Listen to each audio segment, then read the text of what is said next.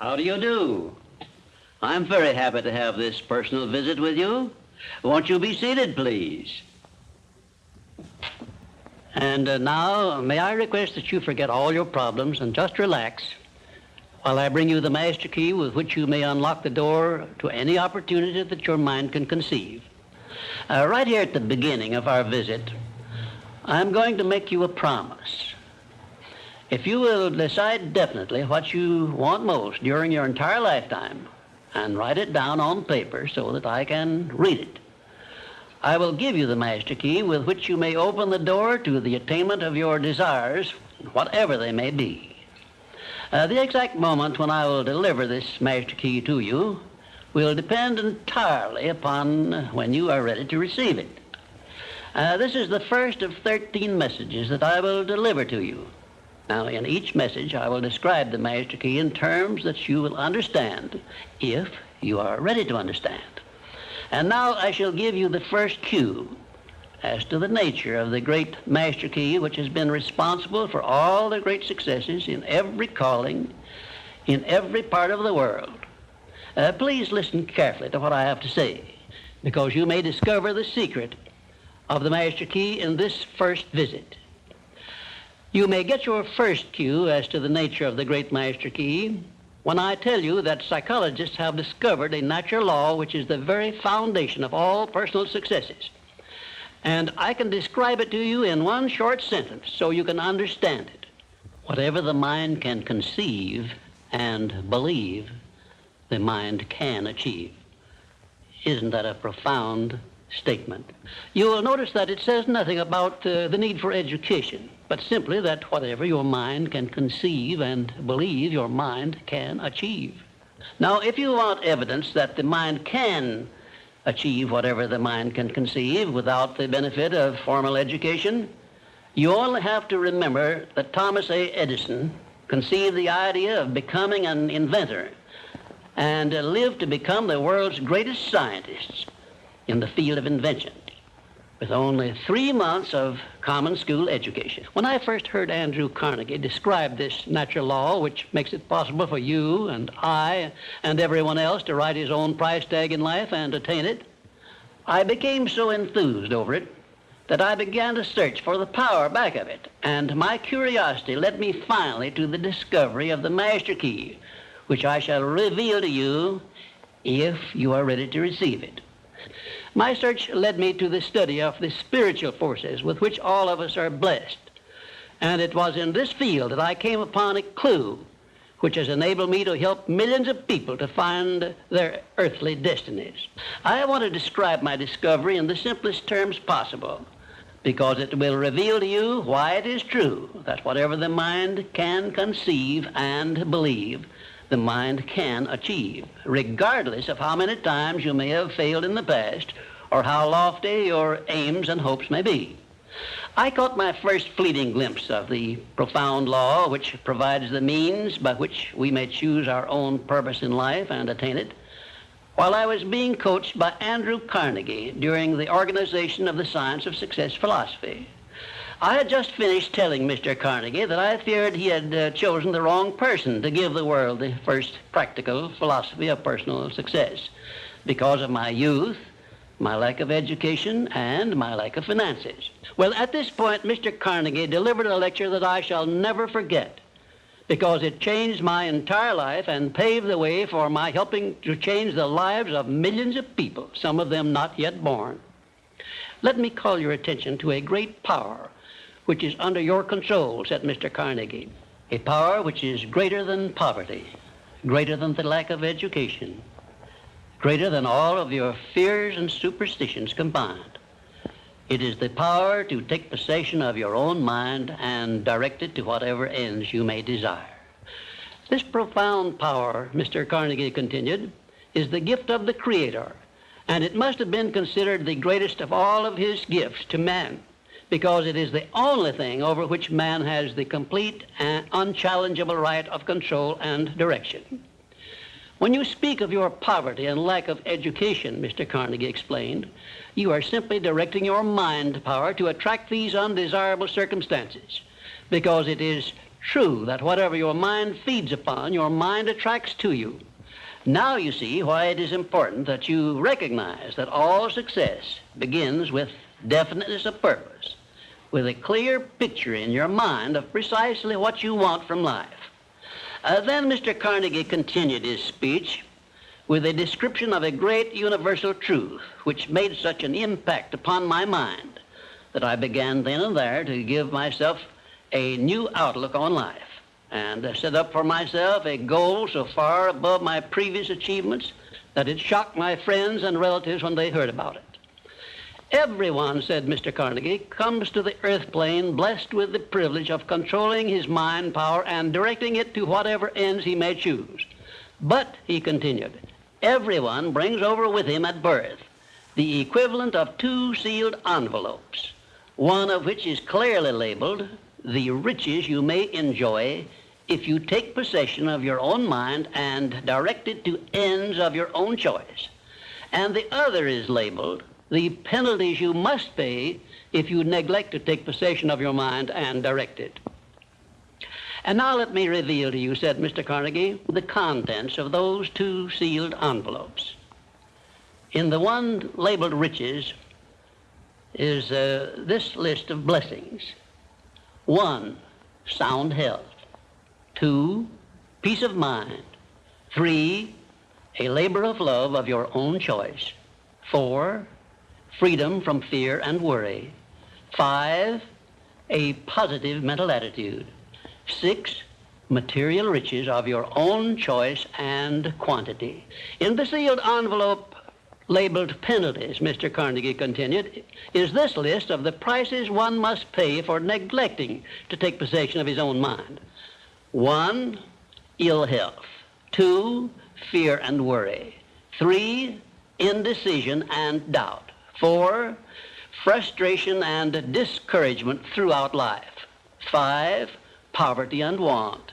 6, and a whole flock of evils consisting of envy, greed, jealousy, anger, hatred, and superstition. Now, my mission in life is to help you and everyone who needs my help to open up and use the contents of the sealed envelope labeled riches. And the starting point from which you must take off if you wish to write your own ticket from here on out for the remainder of your life, I will describe for you in these simple instructions. 1, procure a neat pocket-sized notebook, or something on the order of this one here, loose leaf affair. And on page 1, write down a clear description of your major desire in life, the one circumstance or position or thing which you will be willing to accept as your idea of success. And remember before you begin writing that your only limitations are those which you set up in your own mind or permit others to set up for you. And 2, on page 2 of your notebook, write down a clear statement of precisely what you intend to give in return for that which you desire from life. And then start in right where you stand now to begin giving. And 3, memorize both of your statements, what you desire and what you intend to give in return for it, and repeat them at least a dozen times daily. And always end your statements with this expression of gratitude for the blessings with which you were gifted at birth. I ask not, O divine providence, for more riches, but more wisdom with which to accept and use wisely the riches I received at birth in the form of the power to control and direct my mind to whatever ends I desire. If you are not too successful or self-satisfied to accept and express this profound prayer, if you accept it and express it in the same spirit of humble sincerity in which I pass it on to you, a new and a better world will reveal itself to you. A world in which you will see reflected the circumstances and the things which you yourself have created. Next, I will give you a description of the second principle of success, through the application of which you may make use of the education and experience of other people and get the necessary help you may need in attaining your definite major purpose in life. And now let me close this, our first visit, with my favorite expression of gratitude. O divine providence, I ask not for more riches, but more wisdom with which to make wiser use of the riches you gave me at birth, consisting in the power to control and direct my own mind to whatever ends I desire. We come now to the second of the 17 principles which lead to the master key with which you may open the door to the attainment of your definite major purpose in life. This principle of success is called the Mastermind principle. I want you to understand the nature of the Mastermind principle because you must use it before you can take possession of the master key. An understandable definition of the Mastermind is this. It consists of two or more people who work in perfect harmony for the attainment of a definite purpose. Now, here are some interesting facts about the Mastermind which give you an idea of how important it is and how necessary that you embrace this principle and make use of it in attaining success in your chosen occupation. First of all, it is the principle through which you may borrow and use the education, the experience, the influence, and perhaps the capital of other people in carrying out your own plans in life. It is the principle through which you can accomplish in 1 year more than you could accomplish without it in a lifetime if you depended entirely upon your own efforts for success. And I have heard well-informed Bible students say that the first known application of the Mastermind was that which existed between the Nazarene and his 12 disciples. Of one fact, I am absolutely sure.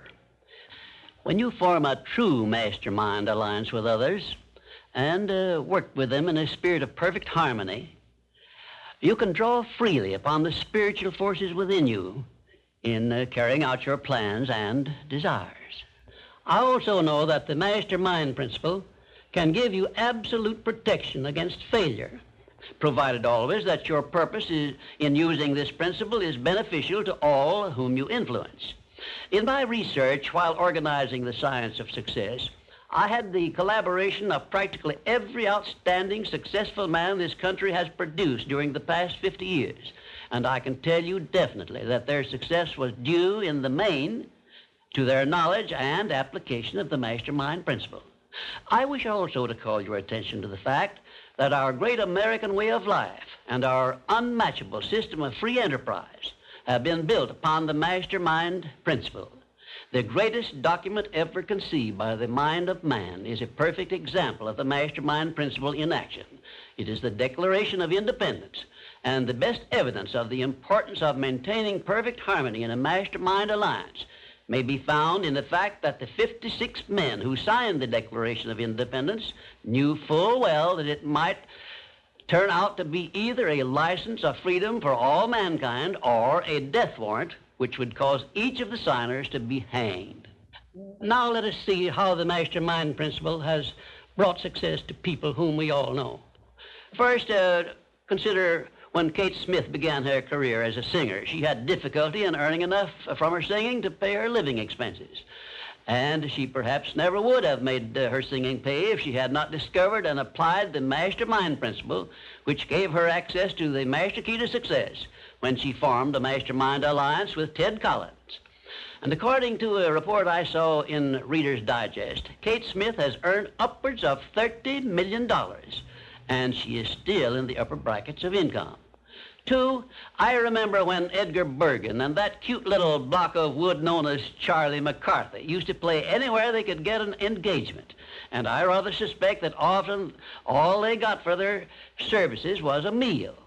But Edgar Bergen is a smart man in the field of entertainment. So he formed a mastermind alliance which introduced him and Charlie to millions of people by radio and television. And I suspect he is not concerned about money any longer.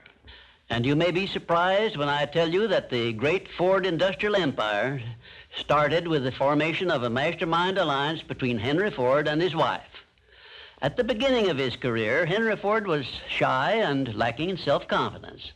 It was Mrs. Ford who inspired Henry Ford with the faith and the courage to go ahead with the perfection of his horseless carriage. Although his relatives and neighbors generally tried to discourage him from wasting his time with the contraption, as they called it. Four, the Federation of States, known as the United States of America, is the richest and the most powerful nation civilization has yet produced. And the secret of our strength and riches consists in our form of government through which all our states function in a spirit of harmony based on the Mastermind principle through a central federal government located at Washington. And now a word to you personally. If you work for a salary or wages, you have a marvelous opportunity to promote yourself into a higher income and a more responsible position by forming a Mastermind alliance with your associate workers, including the management. In my next visit, I will give you further instructions on how to apply the Mastermind principle so as to increase your own income and promote yourself to a higher position with the full cooperation of your management. Yes, that is correct. I will show you how to write your own price tag, fix your own wages, establish your own working hours, and give yourself financial independence. But right now, I want you to do 3 things before our next visit. First, decide definitely where you wish to be and what you wish to be doing during the next 3 years. And second, decide how much money you desire to be making and what you are going to do to earn it. And third, form a Mastermind alliance with at least one person in your immediate family and at least one other person among those to whom you are selling your services. By taking these 3 steps, you will have gone a long way toward appropriating the great master key to success. There is no such thing as something for nothing. Everything, including your personal success, has a price that must be paid. And the only price you are requested to pay for the present is the effort necessary to do 3 simple things that I have suggested. Now, before you begin to take the 3 steps I have suggested, there is one important fact I wish you to remember, and it is this. Control your mental attitude and make yourself friendly and agreeable with everyone with whom you are closely associated if you expect friendly cooperation in return. Indifference cannot create a Mastermind alliance for you. A negative mental attitude can bring you nothing but failure.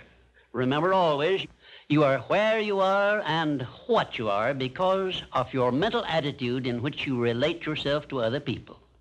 Remember also, your mental attitude is the one and the only thing over which you have complete control. Success is something which has to be planned, and success is something which has to be earned in advance.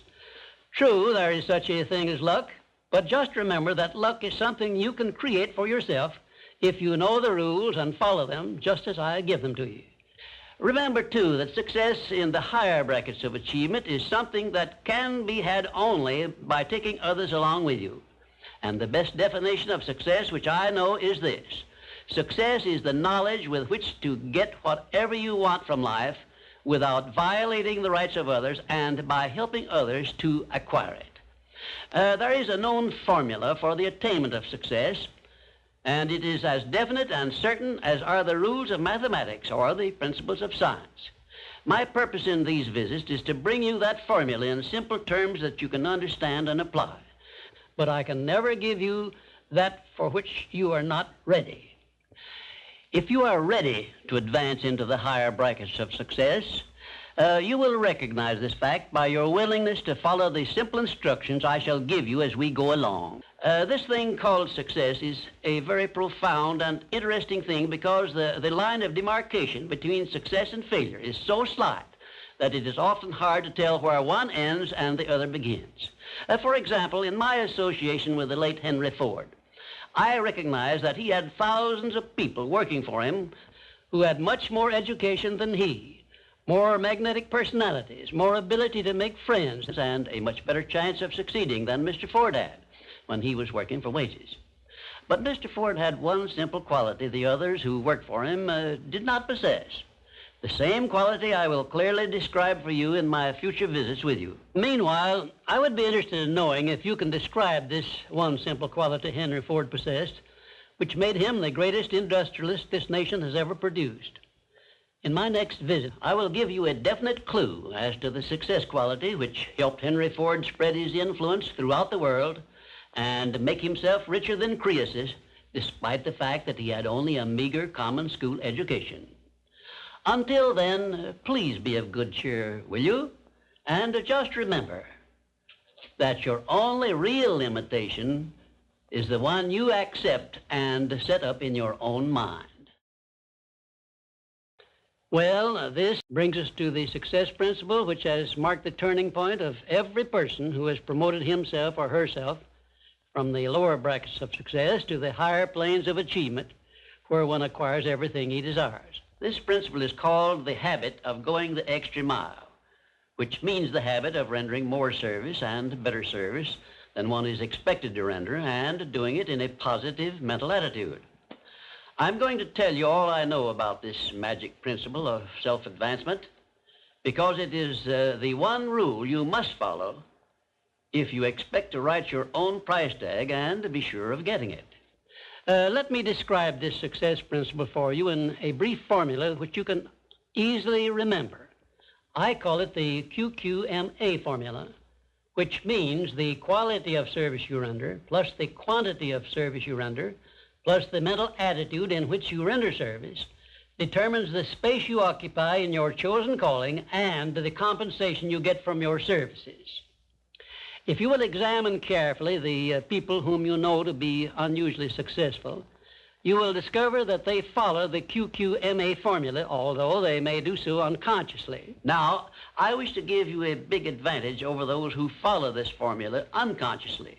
I wish to show you how to make use of it deliberately with purpose of forethought, so you may make the principle pay off in a big way and do it quickly. Now I shall tell you some of the benefits you will enjoy by following the habit of going the extra mile. 1, this habit will bring you to the favorable attention of those who can and will provide you with opportunities to promote yourself into a better circumstance. 2, it will place back of you that great natural law of increasing returns through which the service you render will bring back greater than average compensations. And 3, following this habit will make you indispensable in your chosen occupation or calling. Therefore, it will place you in a position to write your own ticket. And 4, this habit will help you to excel in your line of work, because each time you render service, you endeavor to do a better job than you did previously. And 5, if you work for a salary or wages, this habit will give you preference when work is slack and others are laid off. And 6, it will help you to benefit by the law of contrast, because the others around you will not be going the first mile, let alone the second mile. And 7, following this habit of doing your very best in all of your efforts and doing it in a pleasing mental attitude will improve your personality and make you liked by others. And 8, it will also help you to develop a keen, alert imagination, because you will be continuously seeking new and better ways of rendering useful service. 9, it will inspire you to move on your own personal initiative instead of waiting to be told what to do, a habit which is the first step in leadership in all callings. The habit of going the extra mile definitely develops greater self-reliance and gives one more courage to move ahead without the fear of criticism from others. And here is one thing it does, which, if it benefited you in no other way, would justify you in adopting it. It helps you to master the destructive habit of procrastination, the one habit which heads the list of causes of failure. 12, going the extra mile influences other people to respect your integrity and inspires them to go out of their way to cooperate with you in a friendly spirit. And 13, the habit helps you to develop definiteness of purpose, which is the starting point of all personal success. And it stops you from drifting through life without knowing what you want or where you are going. And number 14, and here is the grand payoff which this habit gives you. It provides you with the one and only excuse for asking for a promotion to a better station in life or a higher pay. Obviously, if you are doing no more than you are being paid for, then you are receiving pay for all to which you are entitled.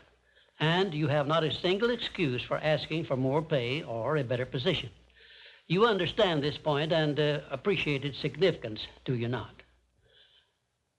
15, last but not least, the habit of going the extra mile conditions your mind to maintain a mastermind alliance with others. Ever so often I hear people complain about their not receiving favorable breaks in their relations with others. I never hear this sort of complaint from one of my students of the science of success, nor from anyone who has ever read any book that I have written, because all of my students have learned the secret of how to create their own favorable breaks. They do it by following the habit of going the extra mile. I can tell you frankly, I have never received a major favorable break during my entire life that did not come from having applied the principle of going the extra mile. Sometimes I hear people complain also that their positions are such that they are not permitted to go the extra mile. And my counsel to these people is always the same. Change positions and market your services where it pays to go the extra mile. I am sincere in giving this advice because I know that no one can do better than earn a mere living unless and until he begins going the extra mile. During my business career, I suppose I have employed at one time or another at least a score of private secretaries, all of whom followed the habit of going the extra mile. But I have never been able to keep but one of those secretaries for more than a year because invariably they promoted themselves into better paying jobs elsewhere, and they did so with my full blessings. The one exception is my present chief secretary, who has been with me for over 10 years. I married her to make sure I wouldn't lose her. Of course, there were other considerations too. The reason I know definitely that the habit of going the extra mile is a sound procedure is the fact that I have checked this principle, as I did all of the other 16 success principles, to make sure they were in harmony with natural laws. I can give you a fine example of how nature forces man to go the extra mile in order that he may produce the food with which to exist. The farmer, for example, must follow the habit of clearing the ground, fencing it, plowing it, and planting the seed at the right season of the year, all of which he must do in advance without compensation of any kind. If he does his part of the work properly, he then hands the job over to nature, sits down and waits for her to do her part, and within a brief period, nature germinates the seed the farmer plants, matures it, and yields back to him the seed he planted, plus perhaps an increase of 100 times that amount to compensate him for having gone the extra mile. Thus we see that the law of increasing returns comes to the aid of the man who goes the extra mile. And this principle applies the same in rendering service in a job as it does in the fields of a farmer. If the farmer did not follow the habit of going the extra mile, the human race would starve to death in one season. And I am sure you will agree that any time we can copy Mother Nature's habits, we will not go wrong in doing so. You now have a possession of the third principle of personal achievement, which brings you 3 steps nearer the secret by which you may take possession of the master key to success. In order that you may test the magic power of this third principle, I'm going to offer you a suggestion which may bring you such overwhelming success that you will not need to attend further visits with me. My suggestion is this. First, start tomorrow in whatever occupation you are engaged to render some form of useful service to someone near you which you are not expected to render and for which you neither expect nor ask for compensation. And 2, render this service in a pleasing mental attitude, which will show clearly that you enjoy doing it.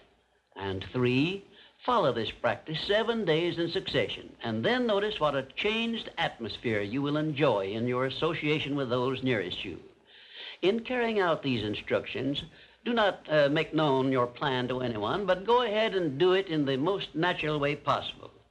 By the end of the 7th day, you will find yourself so much happier and so much better liked by those around you that you will never desire to give up the habit.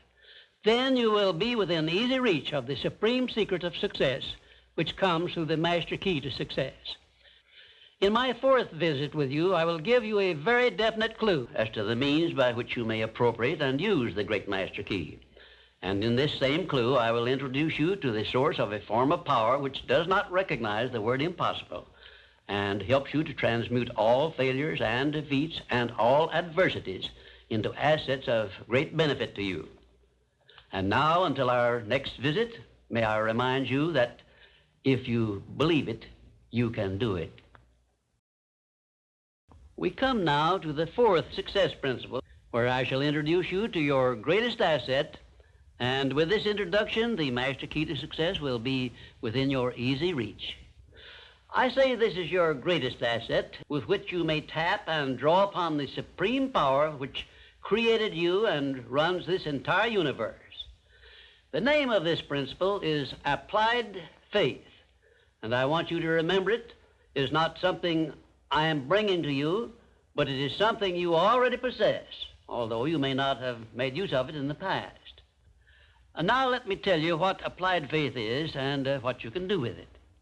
Applied faith is the mental attitude wherein you may clear your mind of all fears and doubts and direct it to the attainment of whatever you desire in life. In our first visit, I told you that you and I and every person were blessed with the privilege of complete control over but one thing, and that is the exclusive right to take possession of our own minds and direct them to the attainment of whatever we desire in life. Applied faith is a mental attitude we must cultivate and maintain before we can take complete possession of our minds. It is the means by which we may break the seal of that envelope I mentioned in our first visit and take full possession of the 6 forms of riches we get in return for taking possession of our minds and using them. Those 6 riches were, as you may remember, sound health, peace of mind, a labor of love of your own choice, freedom from fear and worry, a positive mental attitude, and material riches of your own choice and quantity. We are now, this very moment, standing in front of the gateway which can be opened only with the great master key to success. And I'm giving you the closest clue I have yet mentioned as to how you may take possession of this key. In order that you may condition your mind to embrace and use applied faith, you must understand that there are 2 ways in which you can use faith. You can put it into reverse gear and use it in a negative way by allowing your mind to dwell upon the circumstances and the things you do not want, such as poverty, ill health, failure, defeat.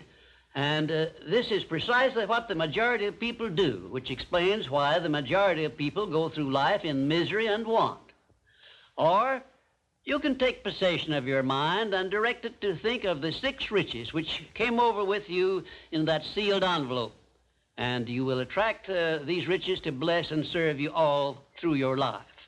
Isn't it a strange fact that most people make a negative application of their great power of faith by thinking about and believing in poverty, ill health, fear, failure, and defeat, when it would be so easy for them just to change their thinking over to the circumstances and things they desire? Now let me give you a description of the one thing which represents the main difference between a successful person and a failure. Please listen carefully and think for yourself as I speak, because failure to recognize the truth I am about to give you is the starting point of most failures. Successful people in all occupations, all professions, and all callings have one trait which distinguishes them from the failures. It is their capacity for belief. The failures see the hole in the donut, but do not see the donut around the hole. The successes see the hole also, but they see the donut around the hole. Thomas A. Edison believed that he could perfect an incandescent electric lamp, and despite the fact that he failed over 10,000 times before he was crowned with success, he made his belief uncover the secret for which he was searching. Give one guess as to how many times the average person must fail before he quits. Fails because of the lack of capacity for belief. How many times can you meet with defeat before you give up the ghost and quit? Henry Ford believed he could build a self-propelled vehicle which would take the place of the horse and buggy. And despite the ridicule of relatives and neighbors and the lack of finances, he transmuted his belief into an industrial empire which changed the entire American way of life. Mind you, Ford did this with very little education and no operating capital to begin with. Right here, let me ask you a question which may well change your entire life. You perhaps have an idea or a plan which would be useful to other people, but you have done nothing about it because you lack the self-confidence to give you a start. In other words, you are now where Henry Ford was before he built the first model of his world-famous automobile. Mr. Ford broke through that wall of fear, which may now be holding you back, and put his idea into operation by making use of the mastermind principle I mentioned in our second visit, through an alliance with his wife.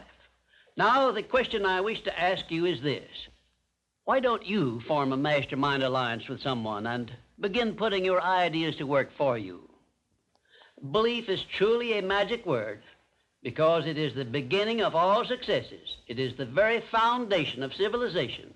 It is the one quality you must develop before you can make use of the great master key to success. To be successful, you must become a person with a great capacity for belief, and the place to start believing is with yourself. You should begin by recognizing that you were born with the privilege of complete control over your own mind. You should also recognize that by the application of the master key to success, which I am passing on to you through these visits, you can take full possession of your mind and make it yield you whatever you demand in life. Observe, I use the word demand, not beg. The Creator never intended for you to beg for anything. If He had, He would not have blessed you with full control over your own mind. If your life is not what you want it to be, you can change it.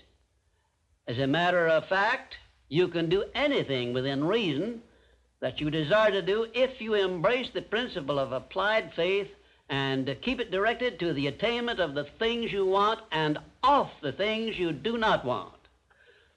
I should know what I'm talking about because I was handicapped at birth by the four horsemen which keep most people in bondage all the days of their lives: poverty, fear, illiteracy, and superstition.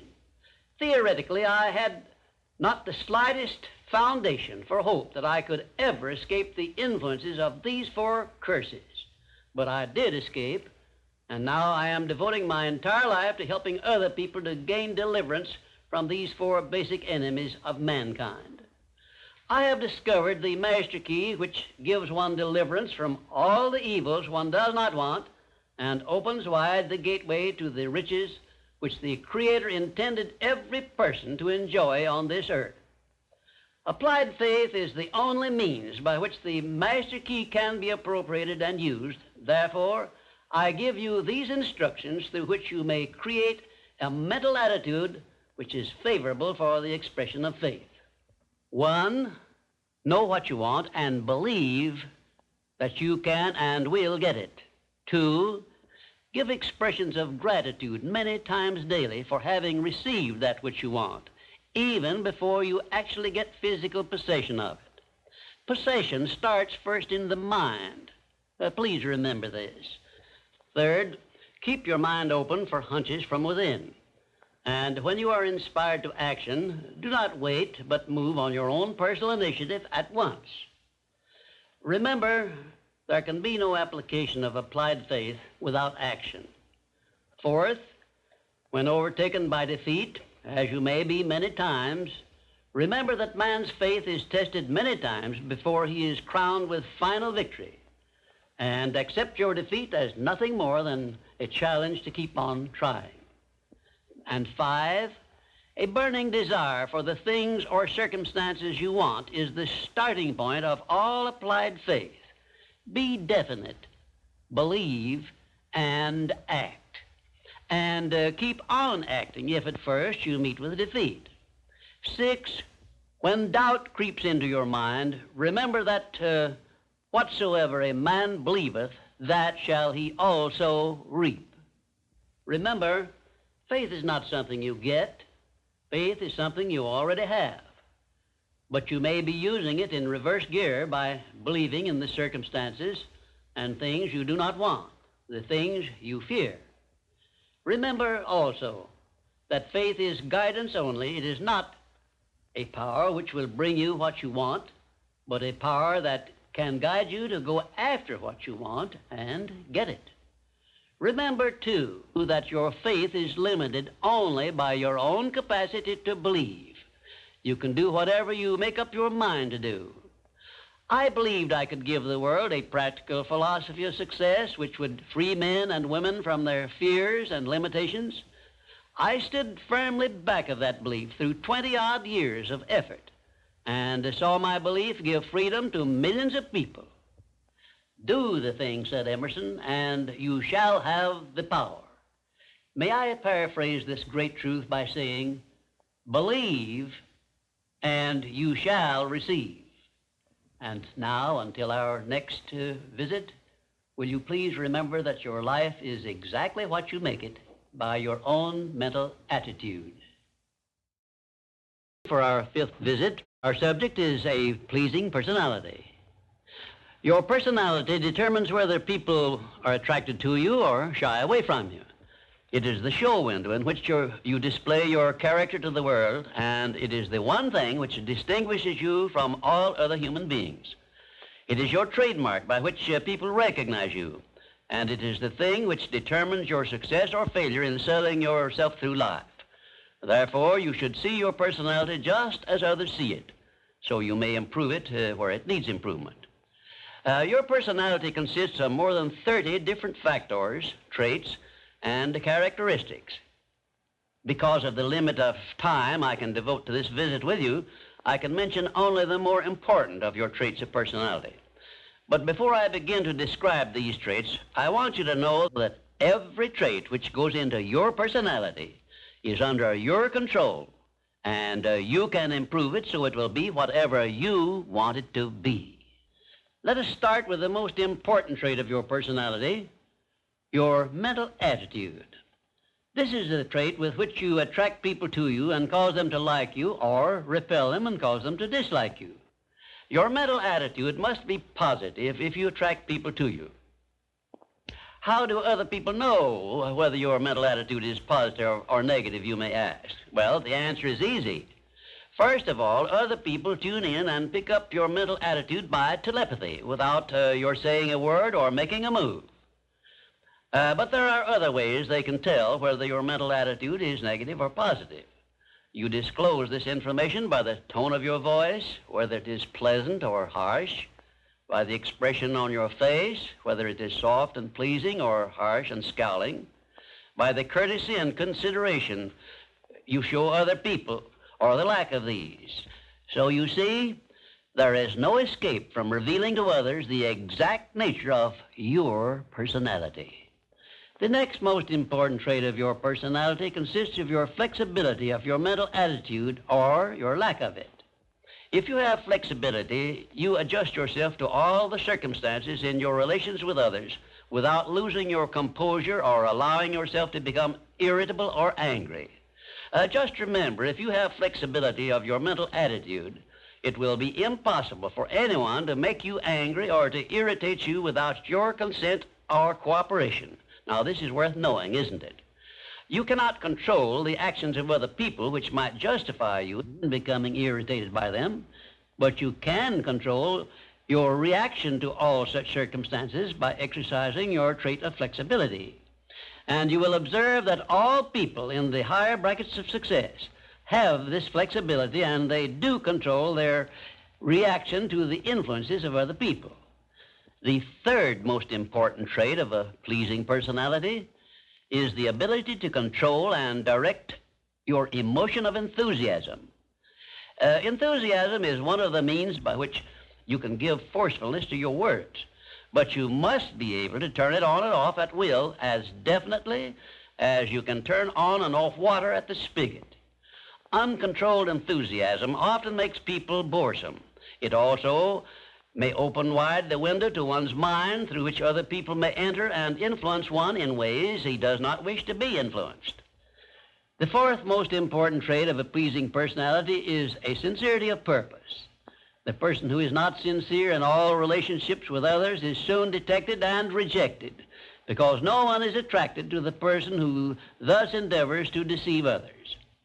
Sincerity is one quality of character which cannot be successfully faked, not even by the most astute rascal or the most efficient actor, because insincerity evermore carries with it some warning sign which other people recognize. You have only to go back into your own experience with insincere people to prove the truth of what I have stated. There are 26 other important traits which give one a pleasing personality, but I do not have time to give them to you in this visit. Now let us turn our attention to some of the common habits which destroy a pleasing personality. Please check yourself as I describe these negative habits, and you may make discoveries about yourself sufficient to enable you to rebuild your entire personality so it will become a master salesman in your behalf. One of the most destructive habits which make one's personality objectionable is that of breaking in and running away with the conversation when others are speaking. And 2, sarcasm, expressed by insinuations and wisecracks which are not so wise, is near the head of the list of habits which give one a negative personality. And 3rd, vanity expressed by either words or actions is sure to make one unpopular. And 4, indifference in listening while others are speaking is sure to be noticed and resented. It is more profitable to be a good listener than it is to be a good talker, because one is always apt to learn something while listening to others, but never learns anything from hearing himself talk. 5, the attempt to flatter where flattery is obviously not deserved will bring quick resentment from others. Also, it will put them on notice, if they are wise, that the flatterer wants something he perhaps should not get. And 6, the habit of finding fault with the world at large and people in general is never a popular habit, and it is no part of a pleasing personality. It is far better to direct conversation to the circumstances and things which are right than to complain of those which one believes to be wrong. And 7, one of the very worst habits which destroy a pleasing personality is that of openly and directly challenging those with whom one may not agree, where there is no obvious reason for doing so, except the desire to be on the opposite side. And 8, the habit of volunteering unsolicited advice to others who have not requested it can make one an intolerable bore.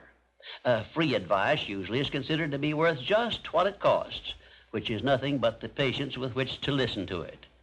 And 9, the habit of speaking of one's physical ailments, worries, and personal problems may be tolerated by others, but this habit will never make one welcome or pleasing.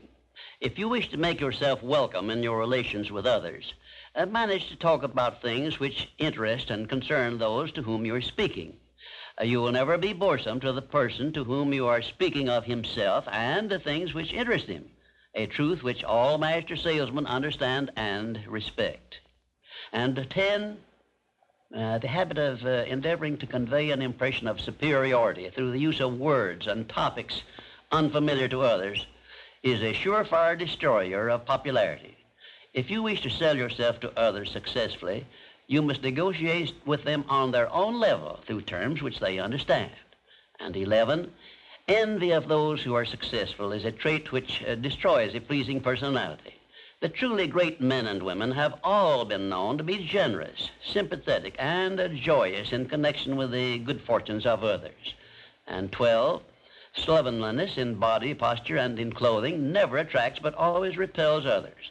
Clothes make not the man, as has been said, but they surely give him a mighty good start if they are appropriate and properly worn. Carelessness in body carriage and posture is immediately traceable to a negative mental attitude. If you are free from these 12 common habits which make one unpopular, you probably have a very pleasing personality.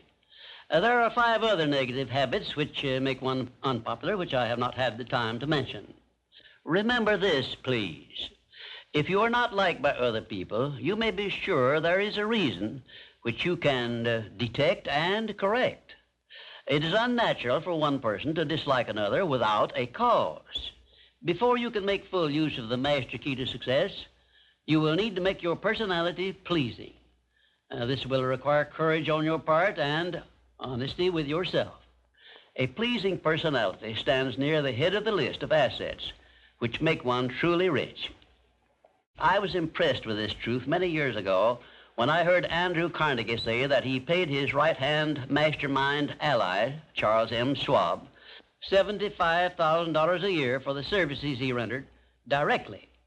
But he often gave Mr. Schwab a bonus at the end of the year of $1 million for the influence he exerted on his associate workers because of his pleasing personality. You see, therefore, Andrew Carnegie, who has been said to have been the greatest judge of men this nation has ever known, placed a value on a pleasing personality of more than 10 times as much as he valued the personal services of his right-hand man. Perhaps this will give you a clue that may help you up the market value of your personality. And now, until we meet again, may I wish you health, wealth, and peace of mind. This visit brings us to the 6th principle of success, without which the 5 principles I have given you previously would be useless. It is the principle of self-discipline. Self-discipline, as I am presenting it to you here, has reference not only to your mastery of negative habits, which stand in the way of your success, but more particularly to your development and enforcement of the positive habits you will need in order to avail yourself of the 6 assets you brought over with you in that sealed envelope I mentioned in our first visit. Now let me give you a list of the more important things over which you will have to exercise self-discipline before you can embrace and use the great master key to riches. 1, you will have to gain mastery over your tongue by acquiring the habit of thinking first and then speaking after you are sure that what you say will benefit you and not injure others. A loose tongue often is one's greatest liability. 2, you will have to exercise self-discipline in mastering the common tendency to strike back at those at whom you have a cause, real or imaginary, for a grievance. You must remember that everything you do to or for another, you do to or for yourself, because your every thought and every act which benefits or injures another person comes back to you in kind, greatly multiplied.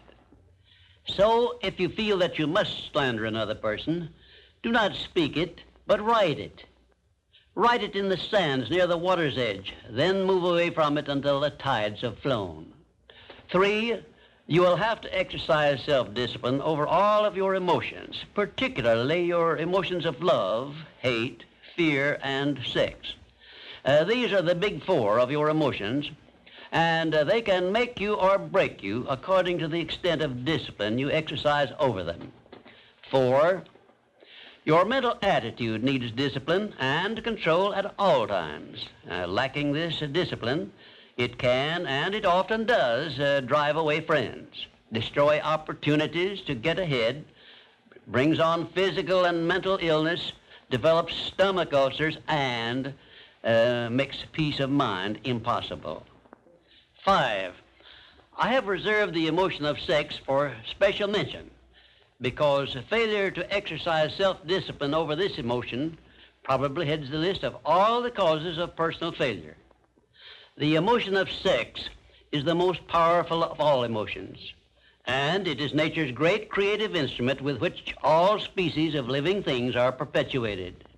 The proper means of self-discipline of the emotion of sex is transmutation, the control and direction of this great emotional feeling toward the attainment of worthy purposes, such as the fulfillment of one's major purpose in life.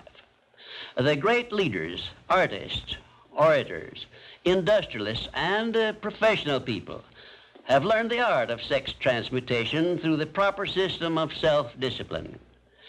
Because of the delicacy of the subject of sex emotion, I am limited as to the information I can give you about it on this visit, but I have covered the subject much more in detail in some of my books.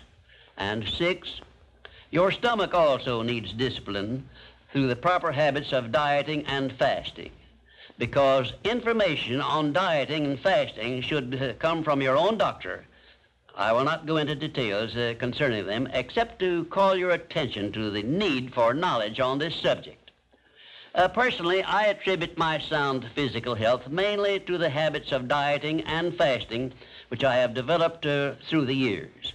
And 7, you will need to exercise self-discipline in relation to religion and politics, because our country, which is the most acceptable form of society civilization has yet produced, is made up of people of varying beliefs in connection with both of these subjects. To be happy and prosperous in our country, we must learn to live and to let live, to give others the privileges we ask and demand for ourselves. And this often calls for strict discipline over self. 8, but I have reserved until the last my reference to the most important circumstances over which you must exercise the strictest of self-discipline if you are to embrace and use the great master key to riches. I have reference to your profound privilege of taking possession of your own mind and directing it to whatever ends you may desire. You cannot take possession of your own mind or direct it to definite ends without a practical system. I have devoted the better portion of my past life to the revelation and presentation of such a system. And I know that this system works because it has been successfully used by many millions of people throughout the world. The system is not only practical and workable, but it is so simple that anyone who is ready for it may master it and use it successfully. Its use does not call for a genius nor a great amount of formal education. It calls only for a will to take possession of one's own mind and a definite purpose to which the mind is to be directed. Self-discipline by Thomas A. Edison made him the world's greatest inventor, who revealed to mankind during the first half of the 20th century more of nature's secrets than had been uncovered during the entire previous history of civilization. Self-discipline carried Wilbur and Orville Wright through a multitude of failures and enabled them finally to give the world its first practical airplane, an achievement which has made the world smaller and changed the entire trend of civilization.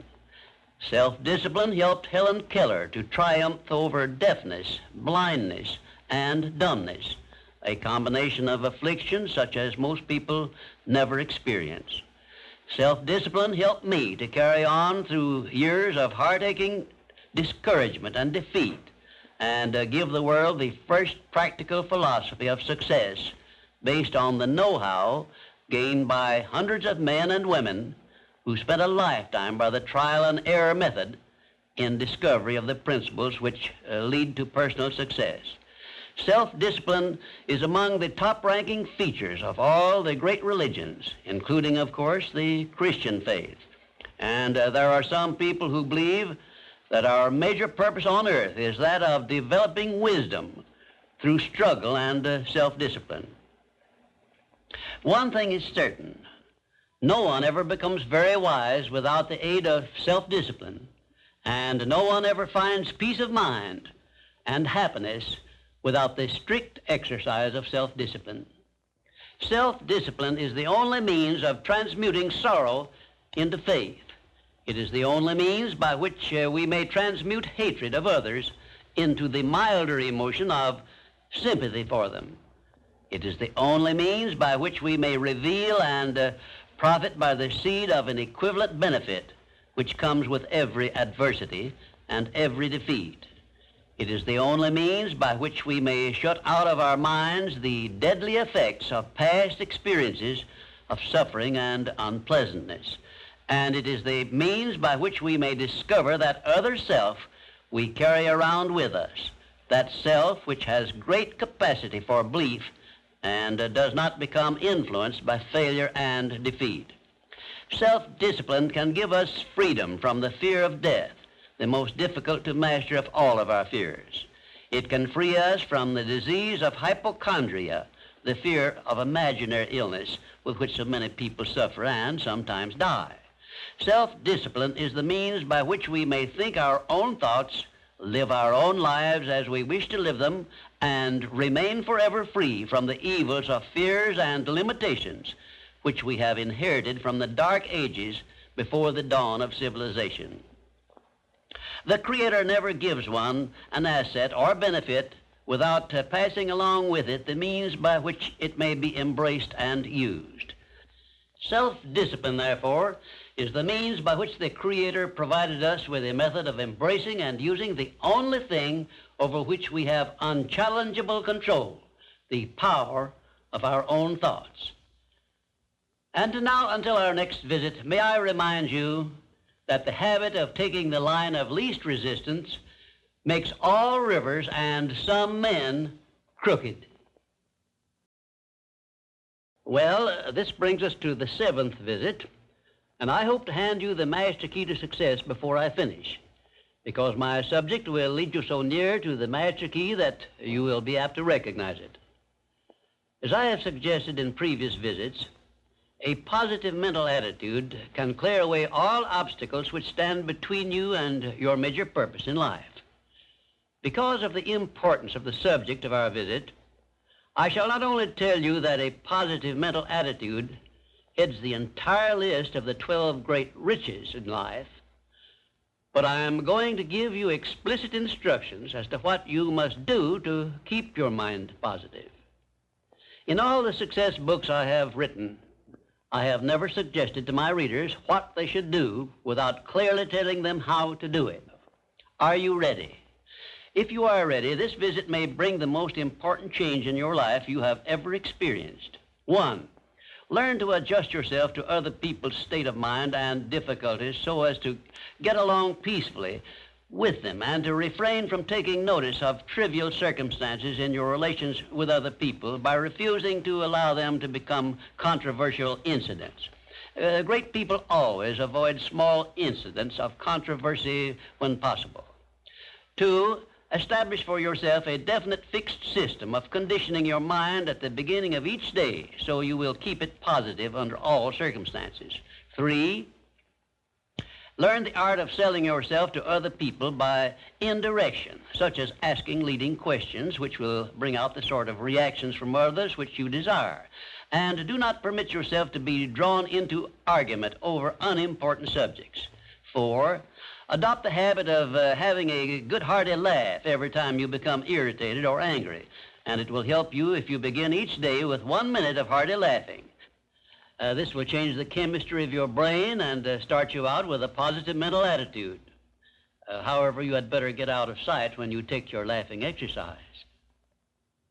5, start each day with an expression of gratitude for all the adversities, defeats, failures you have experienced in the past, and search for the seed of an equivalent benefit these have yielded you through the passing of time. Then give thanks for the blessings you expect to receive during the day. 6, learn to concentrate your attention on the can-do portion of all of your problems and desires and start action where you stand in carrying out this portion. No matter what may be your problem or your desire, there is always something you can do right now that will help you. Find out what this something is and do it. 7, learn to transmute all unpleasant circumstances into immediate action which calls for a positive mental attitude, and make this a fixed habit. For example, when you are angry, switch your mind to some sort of action in connection with your hobby or your major purpose in life, and keep it busy with that subject for 5 minutes. 8, recognize that every circumstance which influences your life, whether it is a pleasant or unpleasant circumstance, is grist for your mill of life, and so use it to make it pay you dividends in one form or another, remembering meanwhile that your strength grows out of your struggles. Follow this instruction and you will soon learn that there is no such thing as an unprofitable experience. 9, look upon your life as a continuous process of education, of learning from all your experiences, good and bad, and be always on the alert for gains of wisdom which come to you a little at a time in both your pleasant and unpleasant experiences. 10, make the world over to fit your own pattern if you choose, but begin with yourself in some sort of self-improvement which will make you more open-minded, patient, and generous in your relations with others. 11, express gratitude twice daily for your recognition of the fact that you have been given complete control over your own mind, and ask for guidance in order that you may use this profound gift wisely in all your thoughts and acts. 12, go out of your way daily to comment enthusiastically on the good qualities of those with whom you live and work, but do not mention their negative qualities. Then observe with benefit to yourself how quickly others will begin to concentrate on your good qualities. Remember, I'm still talking about how to keep your mind positive. And 13, accept all criticism of yourself as an occasion for self-examination to determine how much of it is justified, and you will be sure to make startling discoveries about yourself which will help you to the remainder of your life. 14, do not accept from life or anyone else anything you do not desire.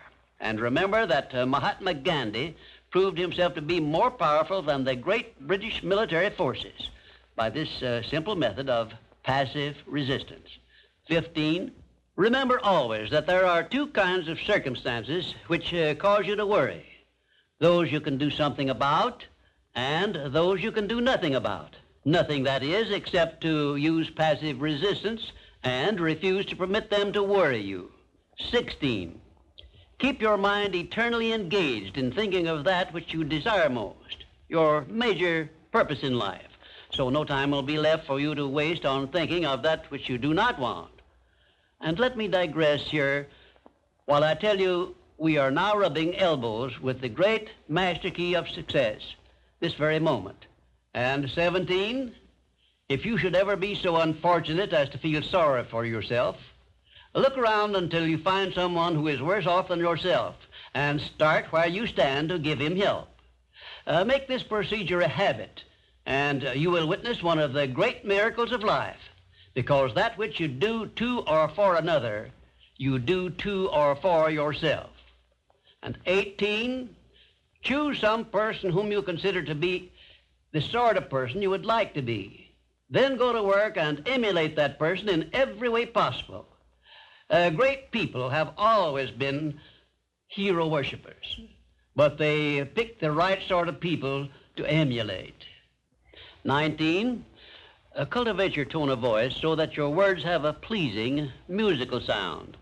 And remember that the sound of your voice is an open window through which other people look into your very soul. It will be a profitable investment if you will get a tape recording machine and record samples of your voice daily while you practice the art of expressing yourself through a friendly sounding voice. If you are engaged in selling, this practice will quickly pay off in monetary dividends. 20, last but by no means the least, write out this sentence and paste it in a prominent place where you work and on a mirror where you see yourself in your home. Whatever the mind can conceive and believe, the mind can achieve. The 20 instructions I have just given you have come from my own personal experiences over more than 40 years, and they represent also my observations of more than 500 successful people who helped me to organize the science of success philosophy. I claim no copyright on these great truths, and I want you to possess them because I know they can bless you the remainder of your life if you are ready to accept them and put them into action. Remember also that you are the only person who can provide you with a positive mental attitude. What are you going to do about it? On your answer to this question rests your entire future. Our 8th visit brings us to the subject of enthusiasm, which may be likened to steam in a boiler, which, when it is controlled and turned on, starts the wheels of machinery into action. Someone has said that knowledge is power. That is only a half-truth, for knowledge becomes power only when it is put into action for the attainment of a definite objective. Enthusiasm is one of the more powerful means by which we may put into action our education, experience, and knowledge. Spoken words without enthusiasm are often ineffective, and sometimes they can be actually boresome, as you of course know if you have noticed the effect a speaker without enthusiasm has on his listeners. I have known lecturers to hold audiences spellbound for 2 hours, yet when members of the audience were asked to tell what the speaker had said, they could not remember. But what they did remember was that the speaker got their attention and held it, And now let me explain why enthusiasm has such a powerful impact upon the minds of those who come under its influence. To begin with, I believe you'll be interested in knowing that your brain and every other person's brain is both a broadcasting station and a receiving station, which sends out thought vibrations and picks up those sent out by other people. When you turn on your enthusiasm, you step up the vibrations of thoughts which go out from your brain so that they reach and affect other people more quickly. As a matter of fact, you can send out thoughts which have been so stepped up with silent enthusiasm that they will reach and influence other people to whom you direct your thoughts. This is a fact which has been known to psychologists for ages, and it is also known to most master salesmen who use this method to condition the minds of their prospective buyers before they ever talk with them. You must have observed that enthusiasm is very contagious, that it engages the attention of those who come under its influence and causes them to respond in a similar spirit of enthusiasm. I once heard Andrew Carnegie say that if you turned loose one man who thought in terms of intense enthusiasm in an industrial plant employing thousands of people, this man's enthusiasm would very quickly reach and influence every person in the plant. And he said that it made not the slightest difference whether the enthusiasm was negative or positive, constructive or destructive.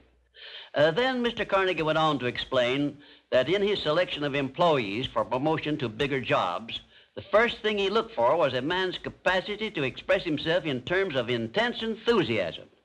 He said that enthusiasm is one of the most important traits necessary for leadership.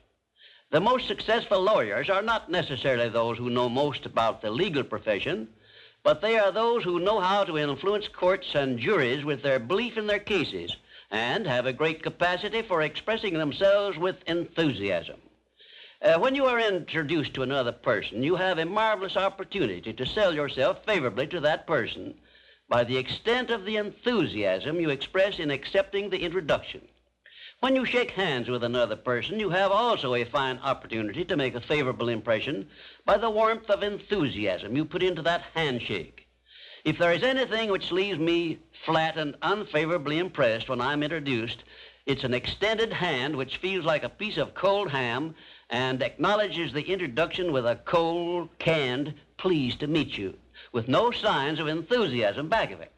Right here, let me give you a brief course in salesmanship, which may be of value to you the remainder of your life.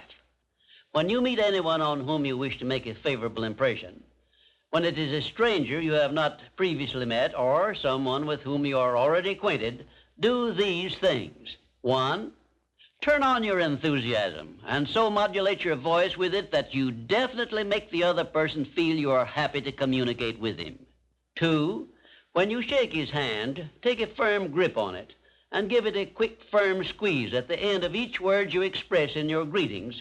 For example, say, "How do you do? I am so very glad to meet you."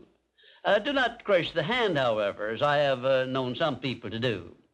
3, then, if you begin the conversation, be sure that you direct it to some subject of interest to the other person. And 4, follow through by eagerly asking questions which will keep attention focused upon the other person. Then, when you are ready to have the other person hear what you have to say about yourself or your interest or your business, he will have been prepared to listen attentively. For many years, I taught master salesmanship, and the first important thing I endeavored to teach my students was the importance of 1, speaking with enthusiasm, and 2, selling the prospective buyer himself before trying to sell him anything else. I've often told my students of salesmanship that the best possible way for one to sell himself to others is to first sell the others to themselves. That counsel was sound when I began training salesmen over 30 years ago, and it is still sound. When I was a youngster in school, I discovered that the teachers from whom I learned most were those who expressed the greatest enthusiasm in their teaching. And I have heard an experienced doctor say that the enthusiasm he carries into the sick room with him has more to do with helping to bring about a cure than all the medicine he can prescribe. And now let me give you another interesting sidelight on the effects of enthusiasm. I have noticed that enthusiasm not only influences others who come under its effect, but it also very distinctly influences and benefits those who follow the habit of expressing it in their thoughts and deeds. Enthusiasm is an expression of a positive mental attitude, and it has long been known to doctors that a positive mental attitude stands high on the list of influences which give one sound health. I have heard it said, for example, that only one thing causes stomach ulcers, and that is worry or a negative mental attitude. And only one thing can cure stomach ulcers, and that is a positive mental attitude. It seems that disease germs cannot live and thrive in the bloodstream of one whose mind is always positive. I have still another very important observation concerning the power of enthusiasm, which I wish to give you. I have observed that prayers expressed with intense enthusiasm bring much quicker and more satisfactory results. Now, you can try this for yourself and be convinced. I began experimenting with this idea many years ago, and from my experiences, I gathered the information which caused me to change my method of prayer entirely. I now use the prayer I recommended to you on previous visits, with the gratifying results that I get quicker and more favorable action from my prayers than I did when I expressed them in a spirit which lacked enthusiasm. I suggest that a very practical way to begin learning to express yourself with enthusiasm will be to follow the habit of reading aloud for 10 minutes daily, putting all the enthusiasm at your command into your reading. You will be surprised in a short while at how much this will help you in speaking with enthusiasm in your ordinary conversations. I would suggest also that you adopt the habit of practicing enthusiasm in your conversations with your family and your business associates. Incidentally, this habit will make you more popular with those who are close to you. You can enjoy the benefits of enthusiasm if you are interested enough to develop a technique by which to acquire this habit, so you will follow it in a natural, unaffected tone of voice. If you follow my suggestion that you read for 10 minutes daily as a means of acquiring the habit of enthusiasm, I recommend that you write down a list of 10 subjects, things, or circumstances in which you have the keenest interest, and use this list for your practice purposes. You will have no difficulty in reading in a tone of enthusiasm in connection with the things that you like best.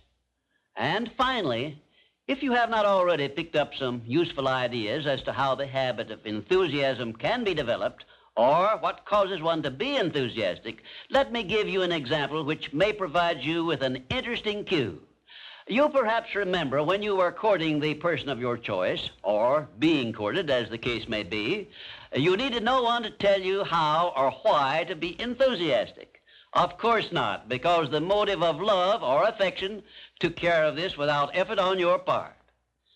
Just remember that enthusiasm is always easily expressed when one is inspired by a burning desire for something or any motive associated with one's closest interests.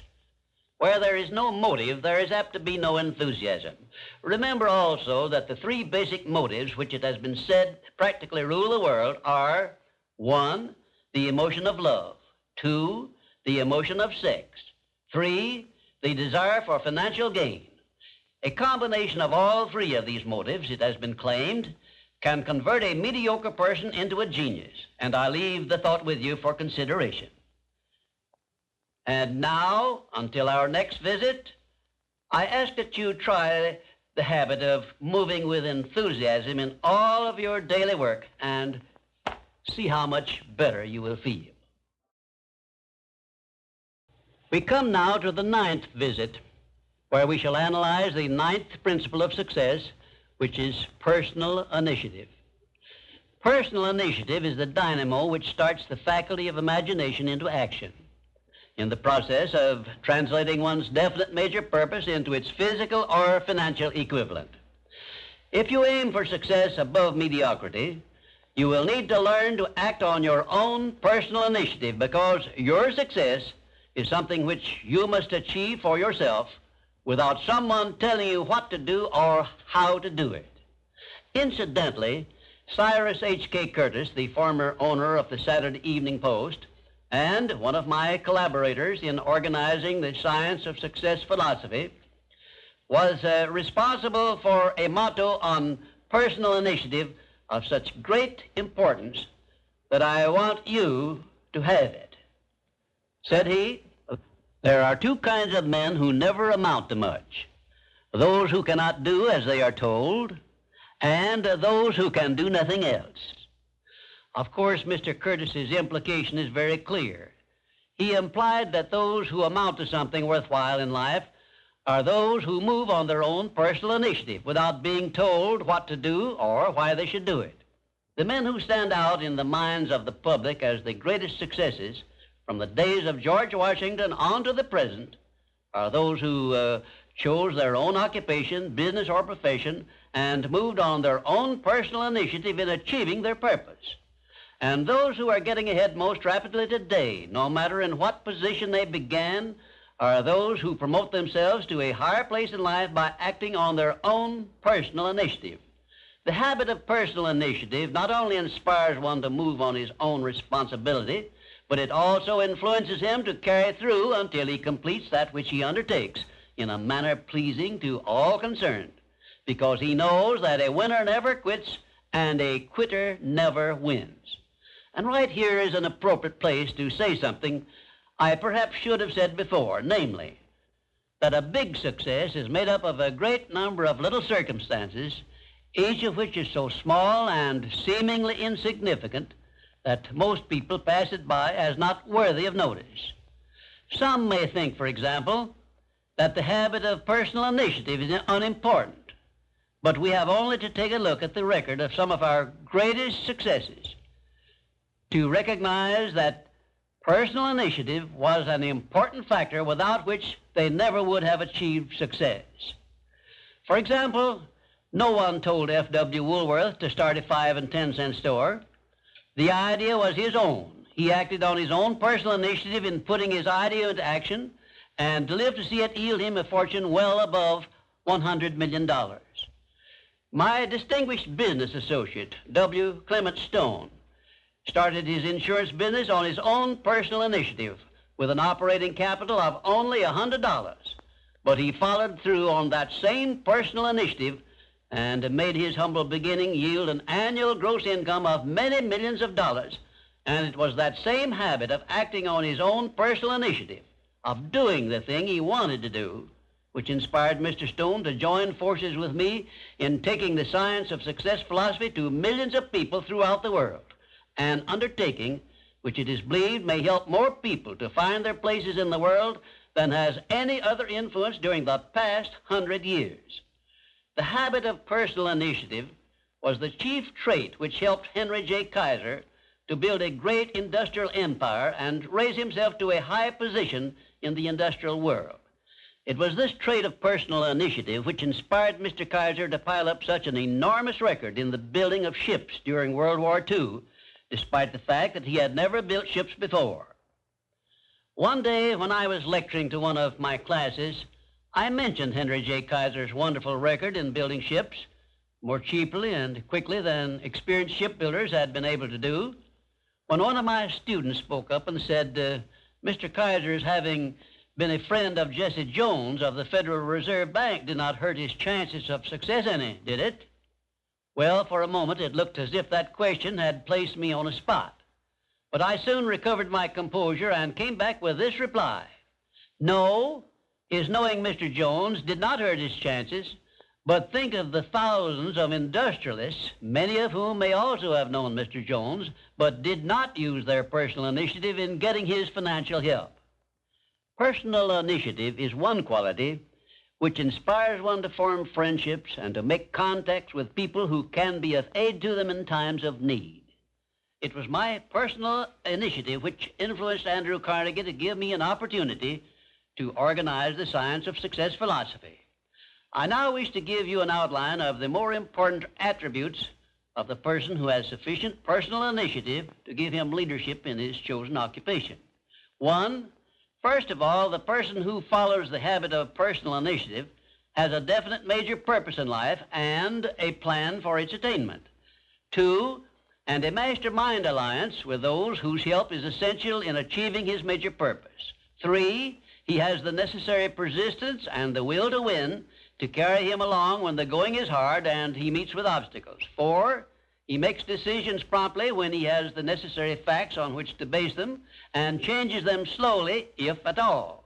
5, he follows the habit of doing more than he is paid for, and he does so in a pleasing, positive mental attitude. 6, he accepts full responsibility for everything he undertakes and never passes the buck when things go wrong. 7, he can take friendly criticism without resentment because he has learned to profit by it.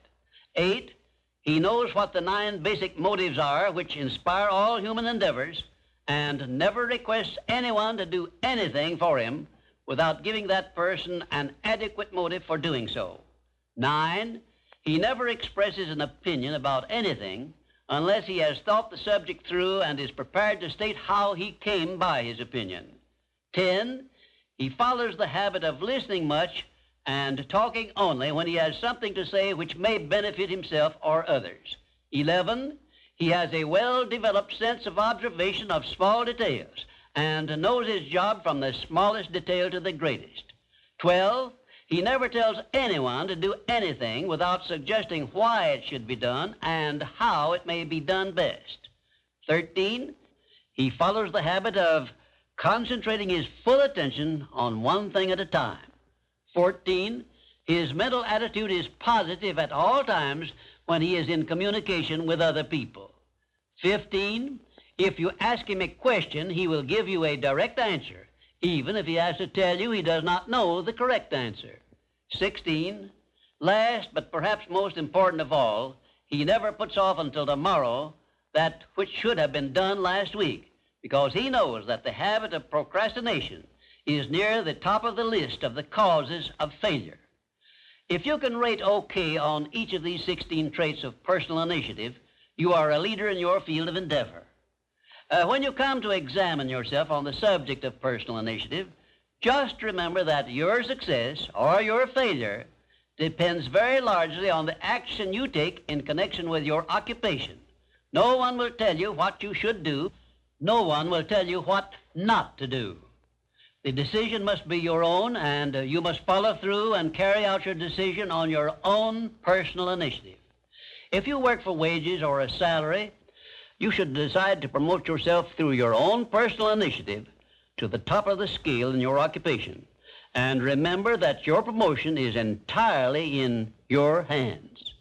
In my previous visits, I have given you a blueprint of the steps you should take in promoting yourself to whatever station in life you desire.